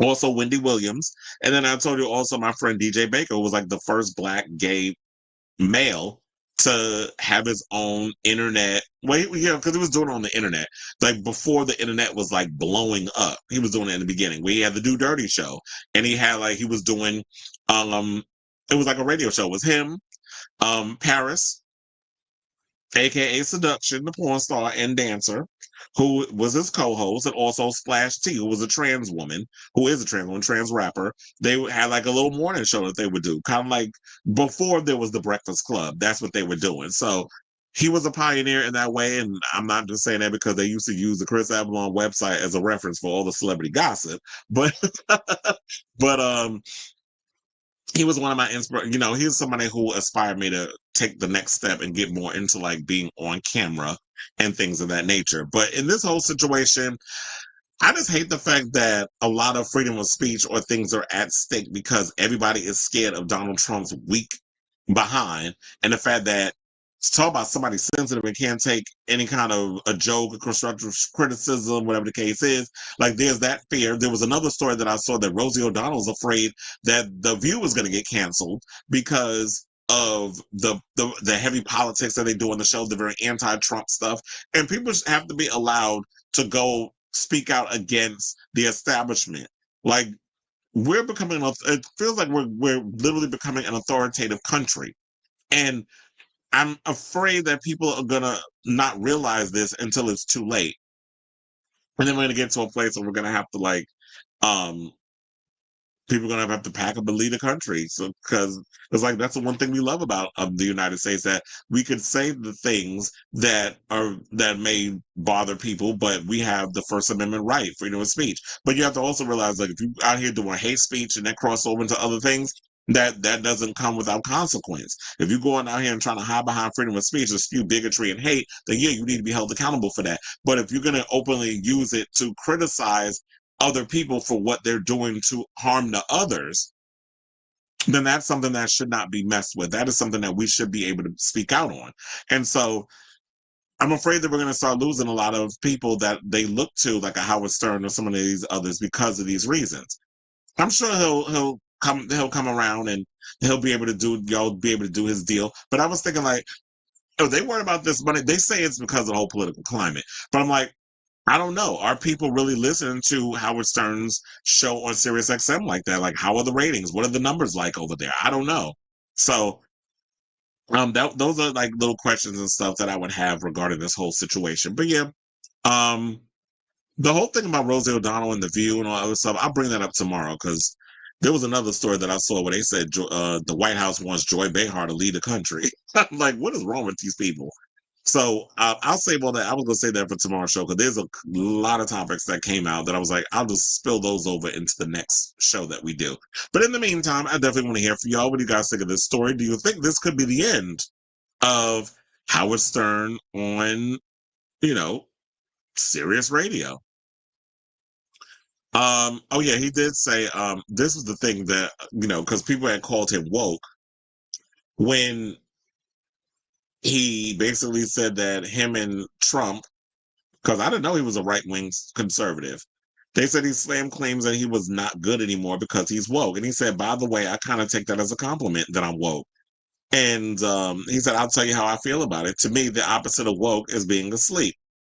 And if woke means I can't get behind Trump, which is what I think it means, or that I support people who want to be trans, or if I'm for the vaccine, dude, call me woke as you effing want. And to me, that is finally someone who is white that finally gets what the hell woke means.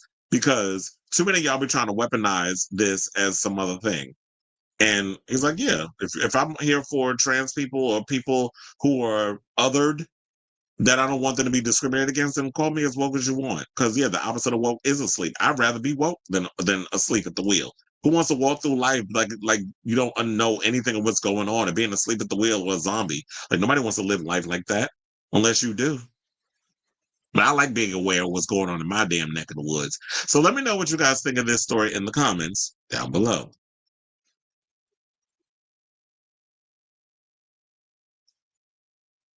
Hmm. It was like, you said, and if you do research, Sony forced Blake Lively, and they didn't want her because it was supposed to be 20 something, but they needed a name to fill the seats, and then led Baldoni wanting to leave the industry for good. They couldn't find a 20 something. You couldn't ask Sydney Sweeney.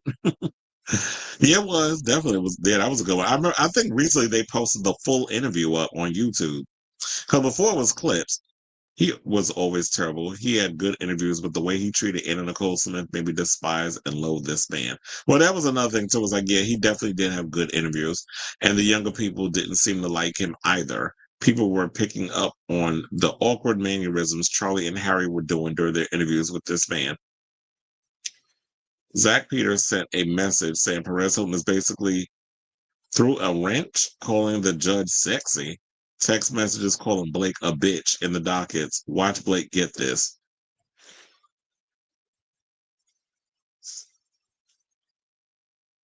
Well, now, if he's going out here making little comments and stuff by that, that's dumb on his part.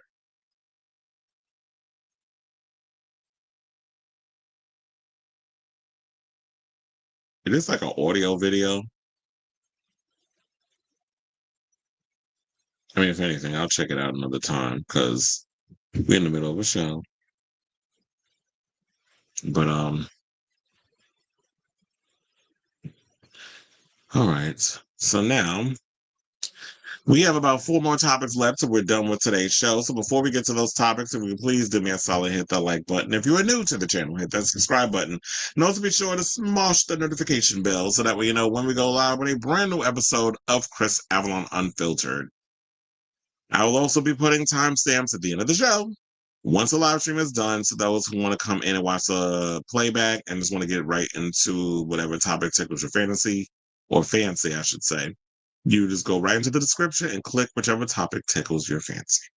Please and thank you. Now, without further ado, let's get into this tea. So, it looked like Teresa Giudice, Jussie Smollett, and them got themselves a new job over there on this show called Special Forces Season 4. Now, I've been meaning to get around to the Special Forces show.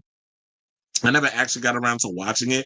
I remember, I think the one that with Denise Richards was on now, like, piqued my interest because I don't know if Scandival was on that one too, because he was on one of the seasons, but I don't know if it was that one. But yeah, it was like they were saying Denise Richards was messing with one of the soldiers on the show that she was having an affair with. I guess the coach is what they would call him. But yeah, now they're about to do this show. So I guess this is Jussie's way of trying to rehabilitate his career. So Season 4 of the competition is set to premiere on Thursday, September 25th at 9 p.m. Eastern Time on Fox, with the recruits enlisting to endure some of the harshest and grueling challenges ever. The recruits include Real Housewives of New Jersey's Teresa Giudice, as well as actor and singer Jussie Smollett. Now, Giudice will also be joined by her daughter, Gia Giudice, who recently starred on Bravo's Next Gen NYC. Also from the Bravo world are the Valley's Brittany Cartwright. Wasn't she the one that had a baby with Jax? Oh yeah, she's the one all the way at the end. Yeah, I was one looking at her, I was like, why does she look familiar? So yeah, that was it. Is that she I think she had a baby with Jax Taylor, and now she's on here. And they said, and also Real Housewives of Atlanta star Eva Marcille, who have been recruited to take on the world's toughest test. Other personalities include Cody Brown of Sister Wives and social media stars Mark Estes and Brianna LaPaglia. Special Forces Season 4 also includes athletes like World Cup champion Christy Pierce, Rampone, and NFL stars like Randall Cobb, Eric Decker, Andrew East, and Johnny Manziel. Athletes also include NBA champion Nick Young and Olympic gold medalist Sean Johnson East. I'm surprised they ain't had Johnny Bananas do the show unless he did it already, because he'd be on every damn thing else, including the current season of The Challenge.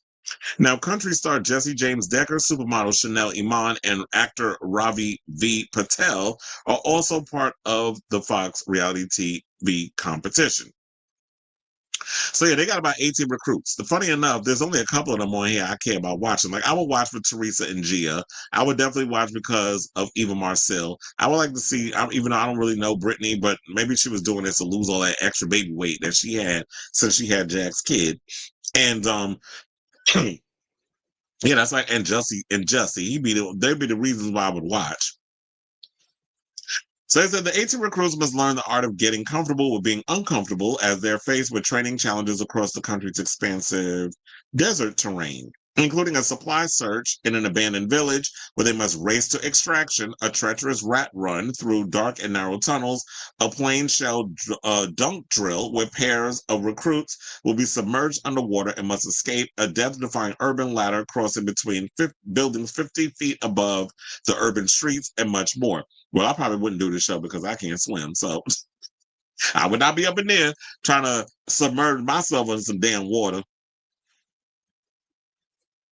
They said these celebrities who are also used to being in the spotlight will quickly learn the meaning of no guts, no glory, and no glam. So it'll be interesting to see like how Teresa and her daughter makes it through this show and how they plan on looking without any makeup on. Because we already know if y'all not wearing like 8 pounds of damn makeup and spray tan, and you can't look like a brat star, y'all probably gonna be looking old as hell without all that damn makeup on, because that shit sure enough ages y'all. So I say all this to say, what do you guys think of this story? Are you excited to see this show? Like, I've never really watched it, but they do seem like they have an interesting group of people. So I might actually check it out based on some of the cast members and stuff on there. I mean, it doesn't really excite me all that much, but I'll definitely check it out because of some of the people, like I told you, Jussie, Eva, Teresa, Gia, and Britney, and, and if any of the other ones stand out for me, then I'll just guess I'll be watching them too. So let me know what you guys think of this story in the comments down below. Okay, y'all. So now let's go from one reality show to another. And let's talk about some Project Runway, because apparently Kimberly Collins, well, I actually remembered her when I saw her picture. She throwing shade. So we was talking about some of them Bravo recruits. She throwing shade at some Andy Cohen. So, season 5 contestant Kimberly Collins opened up about an explosive social media post criticizing the reality TV design competition and comparing Cohen to convicted predator Harvey Weinstein. I do have the clip, and there's 2 of them, but I don't know if the first one actually talks about it. I think the first one she does talk about um Project Runway or something or another, but I know this other one talks about Andy Cohen. So I'm gonna definitely let me play that one that was over on her Instagram. I think this is it. Nope, that's not it. It's this one. So we're gonna come back, we're gonna play this story, and then we're gonna come back and talk. Please hold. Do you guys really think Harvey Weinstein was the worst one on set? Andy Cohen was. He was disgusting. Horrible. Worse. predator with the gays, hopping around on set. Hey, twins. Propositioning designers to have a threesome in exchange for their own show. That worked for Harvey, but actually no one wanted your ass. Come into my office. I want to talk to you. We called you the gay Weinstein. Acting like a fucking clown on set. We thought you were Tim Gunn's boyfriend. You were so far up his ass. You had me on your show. You asked me, Kylie, have you ever considered nasal surgery? Because your voice is so annoying and nasally. Who says that? That's so fucked up. You're disgusting. You're a fucking predator anyway. NBC can pay all the money in the world to cover your ass after Nene spoke the truth about you. You're a racist predator. You're fucking finished. Didn't even help Chris March with his medical bills. Where is he now? Dead. Do you care that house husbands hang themselves over your exploitation? No. Does anybody fucking care? Seems really unfair. Harvey's rotting in prison while you act like some crazed housewife fan. You'll never be a housewife. Jealous hater. Mad you can't wear the designer clothes and the designer dresses to the reunion show. Hater. You'll never. Asshole. Creep. You're sick. Fuck you, Peacock. Pay me. Because I could go all day. Try me. I've just begun. Don't even get me started on Heidi Klum. Got the gig through her talent? I don't think so. Talentless, no style. None. The fashion was the worst. I was like, what the hell is she wearing? She's cheesy as fuck. I don't even understand what's going on. The hair, the makeup, the short, tight, shiny snakeskin dresses. Thank God Christian's now styling her for the new show. And she got some new work done. She would go, put the midgets in front of me to make me look taller. That's not going to help you and what's happening here. We waited 4 hours for your glam squad to make you look like that. You look like shit. We're doing the smoky eye today with the oily, greasy hair look again. And you're judging us with this look. I'm uncomfortable. With your fucking earpiece. What's the line again? It's one day you're in, the next day you're out, you piece of shit. You're getting paid $1 million for this? And you can't even memorize your lines? What a scumbag. The most soulless human being I've ever met. No personality, no fucking style, not funny. Runway, no. Sports Illustrated. That's not fashion, darling. I said what a motherfucking said. Okay, sis. Now, she went in, and some of the stuff she said, I've been saying for years, that allegedly Andy ain't nothing but a damn product. Oh, no, he fetishizes black men. I've been telling y'all that for years. He hunts a friend of mine. So that's how I be knowing some of the tea that was going on. Well, I don't speak to said friend anymore, but the stand still remains, or the situation still remains. But Kelly, I'm like, girl, tell us how you really feel. And here's the thing. She is absolutely right about Heidi Klum.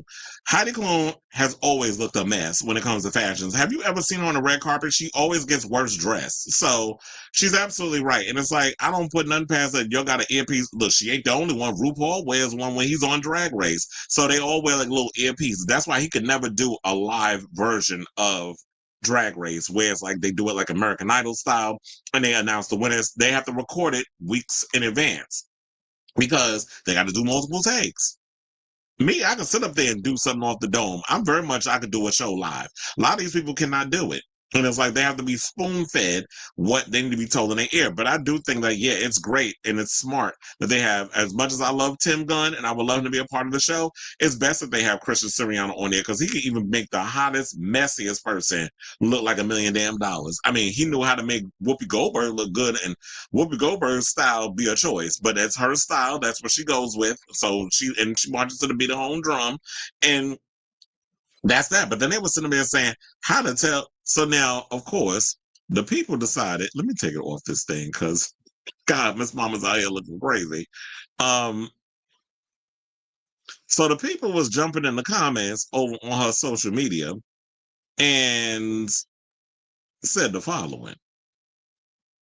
How to tell when an NDA expires. I've noticed a few veteran reality show folks come out swinging recently, and I love every bit of it. Kenley, if you ever want to come on this show with Spill Tea, I would love to have you on, especially if you got any more allegations about Andy being inappropriate to my hey twinks and like and the whole sexual thing, because we believe it. Because didn't Brandy Glanville allegedly, I'm saying all of that for legal reasons, but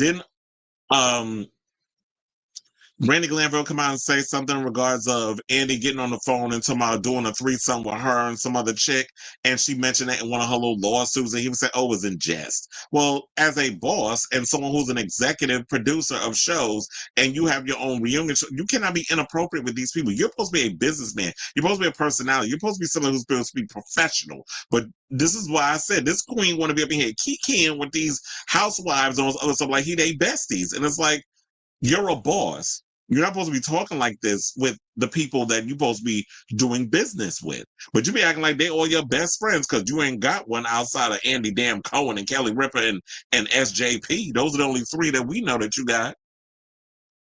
And there's probably some more, but those are the ones that just come up in the top of the head. So another person said, yeah, Heidi's fashion has always been atrocious. I'm curious to hear more about your opinion of Tim Gunn. He always felt like he actually cared about the designers, but maybe that's just how it's produced too. Another person, I don't know who you are, but I've been saying this for years. Andy Cohen isn't a good human, but be careful. The creeps don't like to be exposed.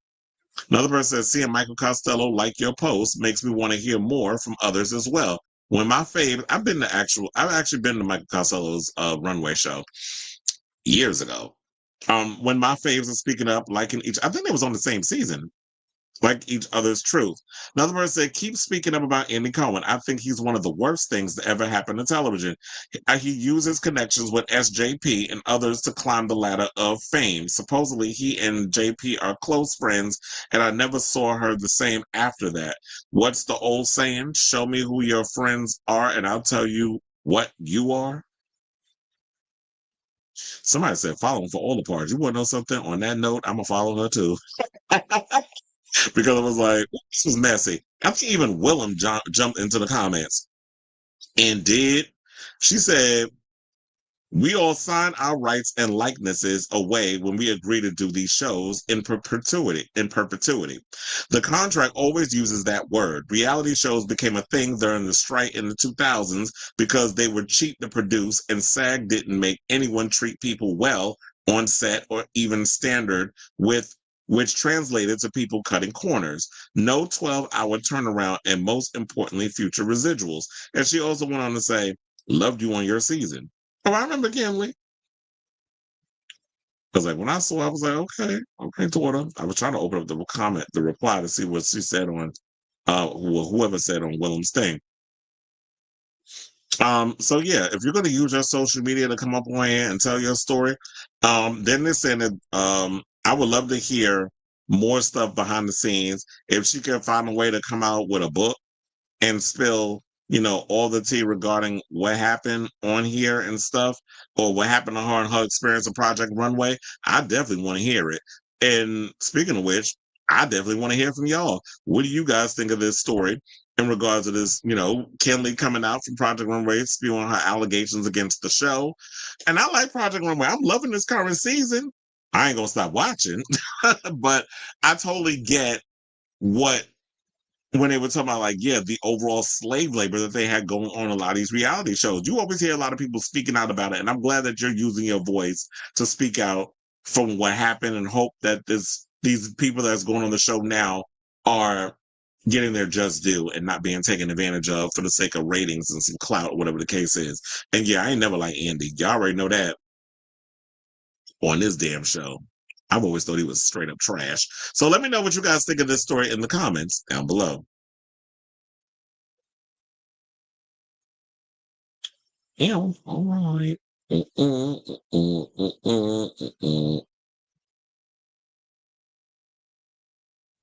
I also concur with Project Runway, but Andy Cohen get away with all this. But wait, but Andy Cohen get away with all this BS because he looks too stupid to be taken seriously. But funny enough, Project Runway is no longer part of, unless it's still under the umbrella. Well, it's Fremantle, which I guess is attached to Bravo in a way. I don't know what the contract is, but it's on Freeform. It's not part of the old guard anymore. It's not a part of Lifetime, or it's not went to Lifetime one point. It's not part of Bravo and all that other stuff. Maybe Bravo still owns a piece of it, but the show was on Freeform, and then now we watch it on Hulu. Stephen Colbert said he's retiring. When asked why not YouTube and Netflix, he said the youth is ages to us. They prefer people their own age. Late night TV has been dead for it. It has been dead. I mean, you could rejudge and reboot late night. I mean, he could go and do like David Letterman. David Letterman kind of reinvented himself, and he does like interviews and all this other stuff. So if you want to talk to people, you can still do that. But if he wants to retire, okay, great. Live your best life on all that millions of dollars that Hollywood paid you. But yeah, that would be an interesting question. It's like, yeah, you could do late night on YouTube or Netflix. Would people tune in? The whole late night landscape has been dead for a long time. There's a lack of diversity, number one. It's not, you see like the same old tired white people up there.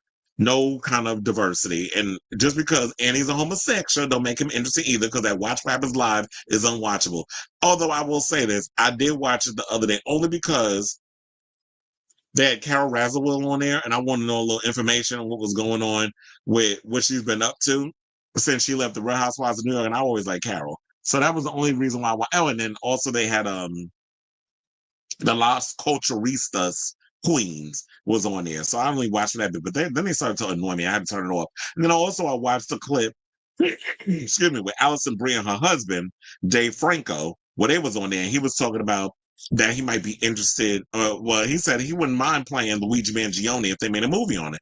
And people say he's old. I'm like, he still looks young enough. Like, first of all, y'all tried it. Like, a lot of my generation, those of us who are in our 40s and so, a lot of us look way younger than our actual age. So even though, like, back then, when I was growing up, people that were 40 years old looked like Red Fox and B. Arthur.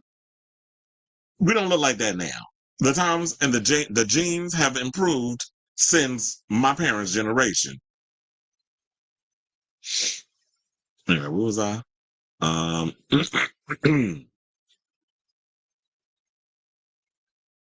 You said, I'm lusting after Andy a lot less. No judgment, or maybe a little. You said 8 hours a day, don't party and don't drink alcohol, outside sex and weed. Gen Z is the first true straight edge generation. Yeah, boring. That's why we're just waiting for Gen Alpha to, save us, Gen Alpha. Gen Z does drink. Ask any of the teenagers and young adults in my town. Ask the last guy I was with. Ooh. And look, you know what? A lot of times, there's be some Gen Zers that drink and party and stuff. Now, if we talk about at a K-pop concert, none of them kids up in there eat. They don't drink. They don't do none of that. They just spend all their money on merch. But quite a few of the shows I've seen, it's like, yeah, some of the Gen Zers, they do be drinking. Not what you guys lie on those internet polls. That's why there's a narrative you guys are virginal because of all the polling. It's like they ain't shit virginal about a damn Gen Z. Or trust me, they getting it in. And we definitely do party and stay up late. Go to any college town in America and see a frat house is doing on a Wednesday night at 2 a.m. What in publication interviewed Stephen Colbert about YouTube and Netflix? I want to read the article. First of all, is Netflix even doing late night shows? I don't see them trying to jump in that whole situation. NBC can no longer look. Can they not? Because they just renewed his contract at Watch What Happens Live. Seems like they can keep protecting him. They keep trying to find ways to keep his ass around. You say he's becoming a liability, but if they do fire him under the current administration, it could be bad press.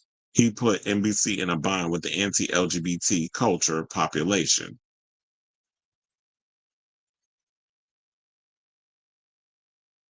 Yeah, Dave Franco, I think is this one. I don't particularly care for James. Let me see. How old is it? Yeah, literally, he's 40. He just turned 40 on June 12th, 1985. That was when he was born. He's cute too. I always thought that Dave Franco I always liked him better than his brother.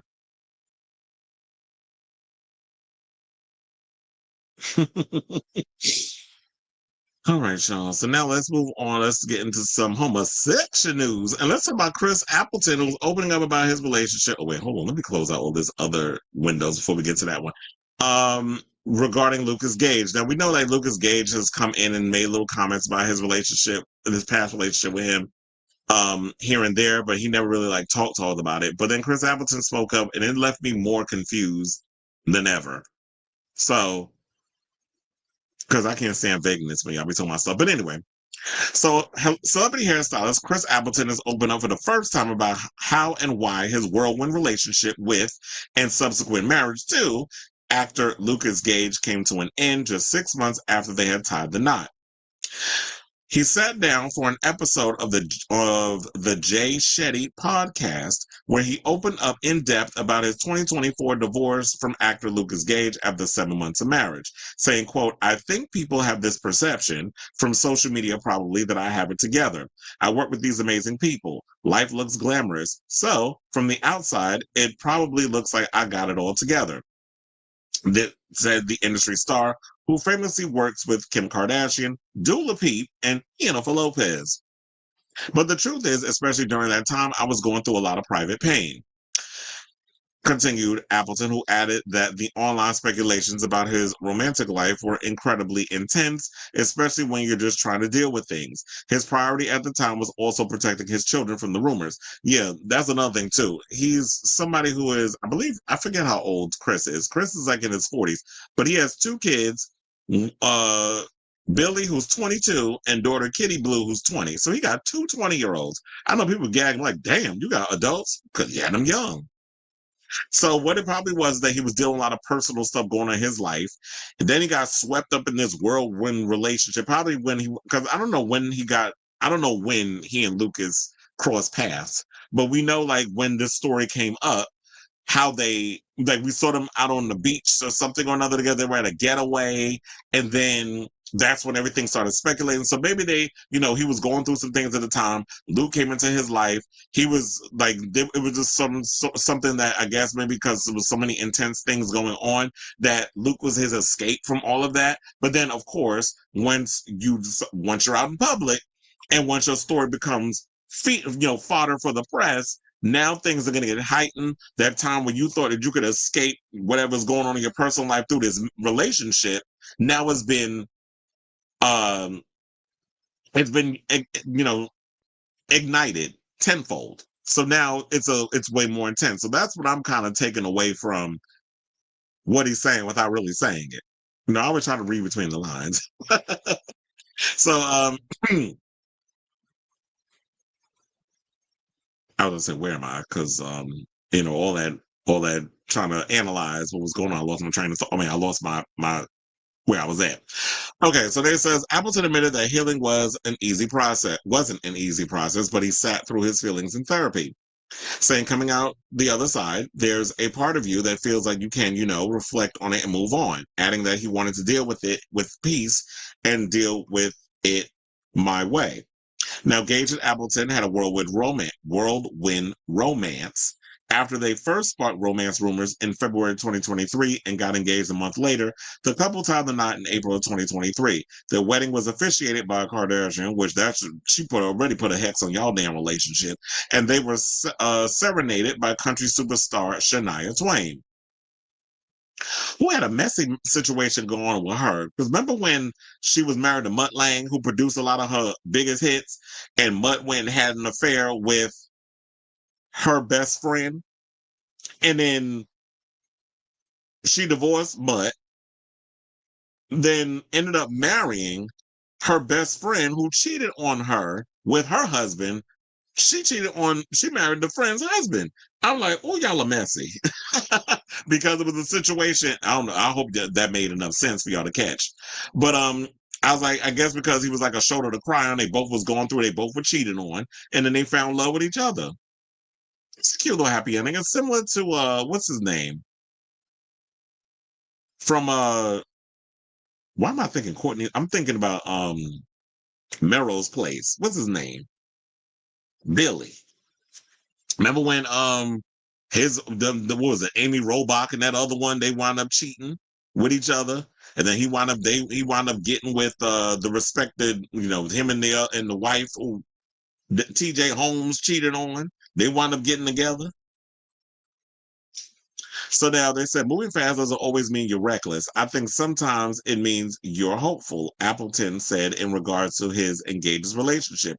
Any relationship I've ever been into, I've gone into with an open heart, and I have no regrets about that. I would rather love and fall than to never feel anything at all. Now, even if a relationship might not point to a forever happy ending, for Appleton, it's important to evolve and grow no matter the consequences. So I like the fact that, you know what, he didn't throw Lucas under the bus. He was just saying, you know what, it was just ill time. It's like we were in love. We, you know, if things were moving fast and it was fine for what it was, but I was dealing with a lot of things and it bled into the relationship and it didn't work out. This is why y'all got to just be out here just hunch, just be in a relationship, just let things progress naturally instead of being so quick to walk down the aisle, because when y'all be out here trying to marry off and do all these other things, you're only just putting a temporary band-aid on the wound, and then all these other things will come up to the surface eventually. So they finalized their divorce in June of last year, that'll be 2024, and he basically kept his feelings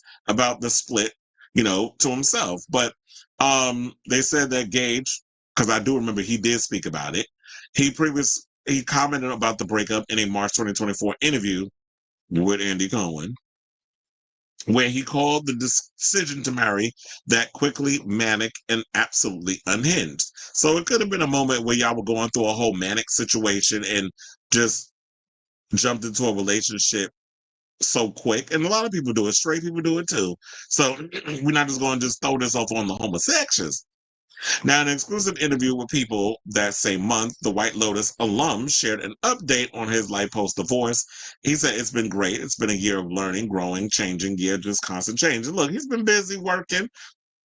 I've been seeing Lucas in a lot of movies. I think he has something recently. I can't remember off the top of my head. But I did see him a couple. I liked him in Roadhouse. I don't think he'll be in the sequel because I believe Jake Gyllenhaal's character goes to, like, I think each sequel is supposed to, if there's going to be more, he goes to like different bars or whatever, or something or another. But I liked him in that. I liked him in Smile too. So Lucas Gage is out here getting work and doing all the things that he needs to do, and he's a good actor. I like him. I didn't like him at first. He used to irritate me, but I don't know. Now he's kind of grown on me, like herpes. So anyway, I say all this to say, what do you guys think of this story regarding what Chris Appleton pretty much said? I mean, it was like vague stuff, what he was saying. He didn't really get into specifics, but I feel like I was able to, you know, get through the encryptedness of what he was saying and try to make sense of what the hell he was saying. So let me know what you guys think of this story in the comments down below.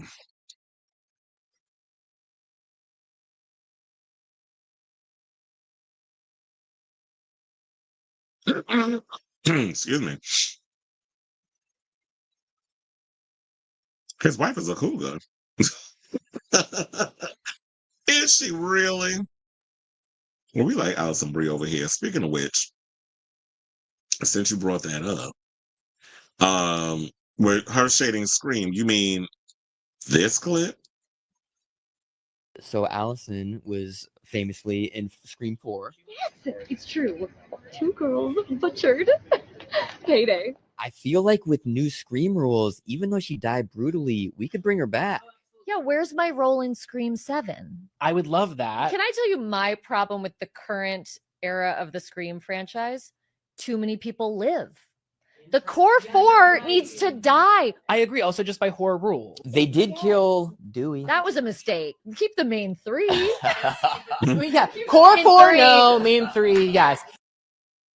Well, that's because she has a connection to them through Scream 4. I forgot she was in that movie. Like, yeah, she played the annoying reporter that got killed in the parking garage. That was kind of being like this Gail Weathers type. I forgot she was in that. But I like Alison Brie. I'm actually looking forward to her because she's playing Evil Lynn in the new Masters of the Universe movie. So I'm looking forward to seeing what she brings to that role and all that good stuff. So I'm looking forward to that movie when it comes out in 2026. But I do agree with that. I do feel like, well, I think it was because it was under new management that they did that. It was like, oh yeah, we're just going to keep the core 4. We're going to kill off Dewey, who was a part of the other regime. We don't really have any ties to him because that's Wes Craven and all the other people. So yeah, we're going to kill off a legacy character, and we're going to stab up members of the core 4, but none of them are going to die. And it's like, yeah, some of them do have to die. So I know I remember hearing some people saying about Scream 7, oh, there's too many actors in this movie. I don't think so. If it means that we're gonna get a high body count, I don't care how many actors you put up in it. Maybe that'll be the reason why we got so many different actors, so that way we get a high body count, because that's what's been missing from a lot of these movies. Like, I need Ghostface to go in. I need to be a mean son of a bitch and just be gutting a lot of people in this upcoming movie. So don't kill Sydney, don't kill Gail, don't kill Tatum. Don't kill Mark. You can kill everybody else. Even though I do like the twins, maybe some of them need to die. Lucas Gaga wasn't really serious about the marriage. I think Chris doesn't want to destroy Lucas because Chris was in love and Lucas wasn't at all. They probably thought that, you know what, because of the whole attachment of, oh, he does the hair of famous people like Jennifer Lopez and Kim Kardashian most famously, because that's the one we really know him, that he works with her a lot. That maybe they're saying it's like an opportunistic clout type of situation. The Zoomers that aren't chronically online go out and do stuff. We may occasionally lie on the polls just to save our own butt. Look what happens. Yeah, that's true. A lot of times y'all do be on here lying because you don't want people to know what y'all out here really doing. Back when we was growing up, we didn't need to rely on polls and social media and stuff. We was out doing stuff. Lucas Gage can play in traffic. I don't know how anybody can take this fake attention-seeking queen seriously. Well, a lot of them did. Because I was watching a video Kyle Kalinske did on his show earlier where I was telling you about the whole thing regarding like the what I call it, like a convention or whatever. And they had like Tucker Carlson, all them speaking at this event. And there was about the amount of Gen Zers that pretty much went out. And I was like, maybe they did this because, you know, with so many other generations, they just want to feel like they could be a part of something. And unfortunately, this was the thing, not realizing that it's all a grift with this administration and this party. Yeah. All this stuff I don't know why this is coming out now. It should have came out before the campaign, but people just don't. I feel like at the end of the day, people don't care. I still think Shania Mutt was swinging and probably. I don't put nothing past these damn people. Wait, what happened? I thought I lost my hit the wrong button. Lucas married Chris to further his own career. He's just another narcissistic homosexual with shit-eating grin. I mean, when you get stabbed more times than a bottom at Pride and still live, looking at you, Mason Goody. I also think it's time your character to go. Well, look, as long as if he dies in there, look, bring him back for Hard Eyes 2. That's what I want to see, man. Too many people care about outside people's perception, especially in the gay community, trying to avoid the sluts. Exactly. So they may rush into relationship to avoid the sin. It's like, okay, I don't give a fuck. You want to think I'm a fuck boy? Say, oh, okay, at least you ain't getting nothing from me. So believe what you want to believe. But I do agree with that. I do think that too many people care about what other people think and the outside perception. It's like, be a hoe. Who cares what other people got to say? I mean, quiet as it's kept, the other side is doing just as much sluttier stuff as well. It ain't just the gays, but they just want to automatically point at that because there's that self-hatred that goes with it. I guess Gen Z sees the Democrats as soy boys. Basically, there's a masculinity issue that we demonize the gym lifestyle. Have we? Because I see a lot of people, like the gyms are always outnumbered by more guys than girls. So an ex-DL of mine who was once a cultural appropriator who turned into a Trumpy who follows Charlie Kirk, not Charlie Kirk and the baby teeth, and doesn't want anything to do with the black culture he once leached on. That's what a lot of them do. It's all the grift with these people. Very insecure people gravitate towards Trump and conservatism because they want to suppress what they are really. Absolutely. So they hide behind him to justify their BS. Anyway, let's lighten up the mood.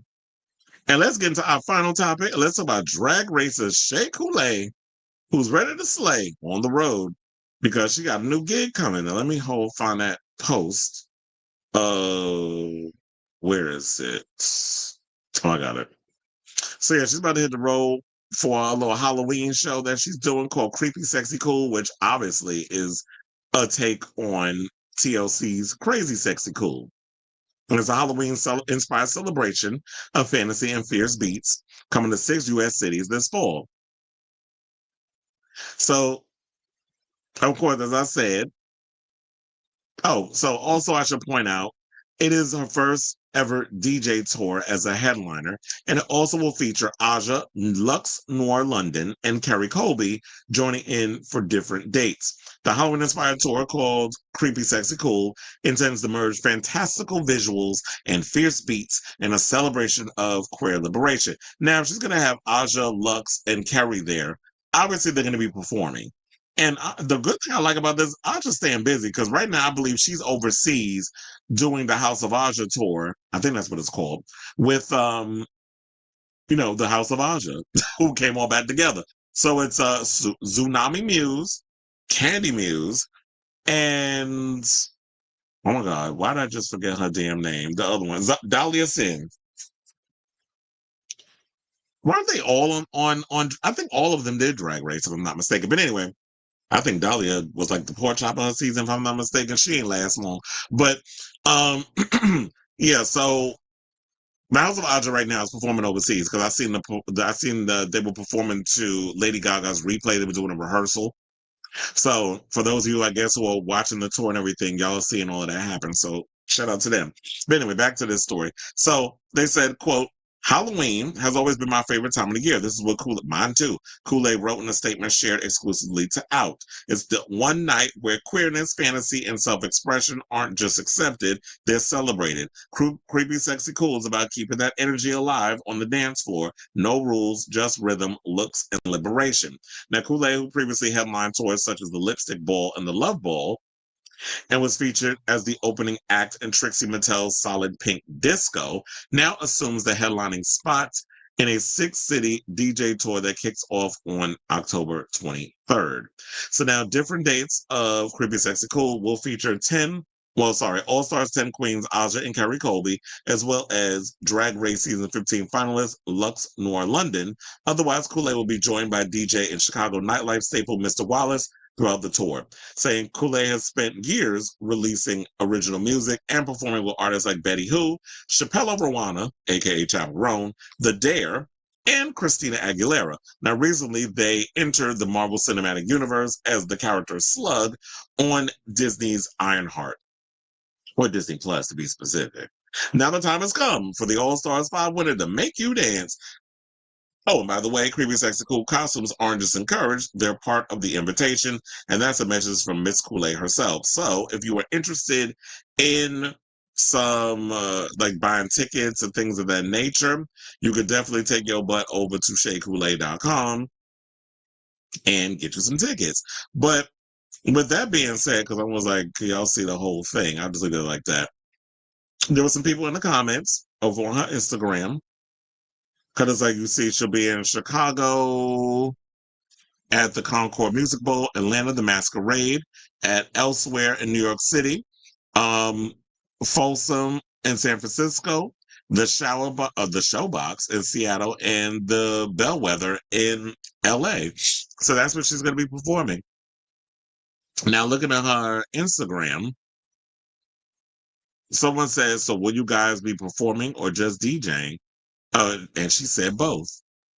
So I guess if you know how to, if you're not a DJ, then you get up there and DJ. And if you perform, you perform. Scarlet Bubble said, yes, I live. Then we got another person said, welcome home, Shay. Can't wait to see you. And then some people are excited because she's doing ATL. Well, it's the homosexual capital. So, for the Black Queens. So, yeah, it makes sense to do Chicago, Atlanta, New York, San Francisco, Seattle, Los Angeles. Those are like a lot of the spots that people would want to actually do. Hold on, because I want y'all to see. I don't know if y'all went over to the Instagram and saw like some of these pictures. I was like, okay, this looks cute. Yeah, some of these, I'm like, I'm living for these photos. It's like a big carousel of a lot of these. And you want to know something, as I was saying before, Halloween is one of my favorite times of the year. I really like when the drag queens really go all out for that. Speaking of which, what is going on with Dragula? Like, we haven't heard anything about what's going on with that show in a minute. And I've been missing that show. Like, they don't oversaturate like Drag Race, which I guess is a good thing because it gives us a chance to miss shows like Dragula. But I'm definitely looking forward to when that comes. But I would think that because Halloween is in like what, 2.5 months, that they need to start up the new season of Dragula. But anyway, I definitely want to hear from y'all. What do you guys think of this story regarding Shea Coulee is ready to slay up in a party or club near you this coming Halloween with her new show called Creepy Sexy Cool. And yes, bring it to the runway and the costumes. So let me know what you guys think of this story in the comments down below.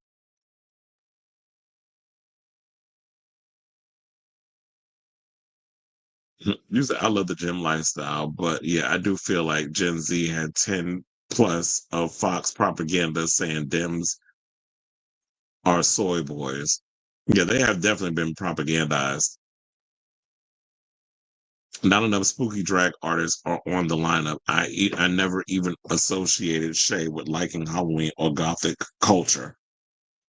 Well, I guess because when you do RuPaul's Drag Race, it's like a specific type of drag a lot of these girls end up doing. So, unfortunately, it's like they try to stay in the confines of whatever it is that they do over there. My thing would have just been like, well, yeah, because it's like the showgirl aspect. So it's not like they do a lot of spooky drag over there. But then we see that there was some queens that came in as like, yeah, this is my aesthetic. I do it like an Evie Oddly or something or another. Like we knew that was them out of the gate. But yeah, I never would have said. That's why I always found them funny when they had some of the Drag Race girls who would go on the show Dragula, and I'm like, really? Because I didn't see that. I didn't think that would be something you'd be into. I guess men are down low because bisexuality has never been widely accepted. This child, you'd be surprised how many men are like. There was a excuse me, I think there was a thing done recently that is like, yeah, there's a lot more men than you don't realize that are secretly into other guys that are like down low, secretly gay, whatever the case is, bisexual, whatever you want to call it. So you'll be surprised. The culture of DL in urban settings is more acceptable because gay is white coded. Yeah, that's why a lot of people of color are like they're either same gender loving or they don't want to put any labels because they do associate being gay with a white man's disease, I guess is what you would call it. There's also a big pipeline of Jim Bro turned MAGA in young adult. Yeah. Who was that that guy that was a gym influencer that just recently came under fire? There was a story about him. I forget what that whole story was about, but I just knew it was like a big controversial thing. I think it was, and they went in on him about Hulk Hogan.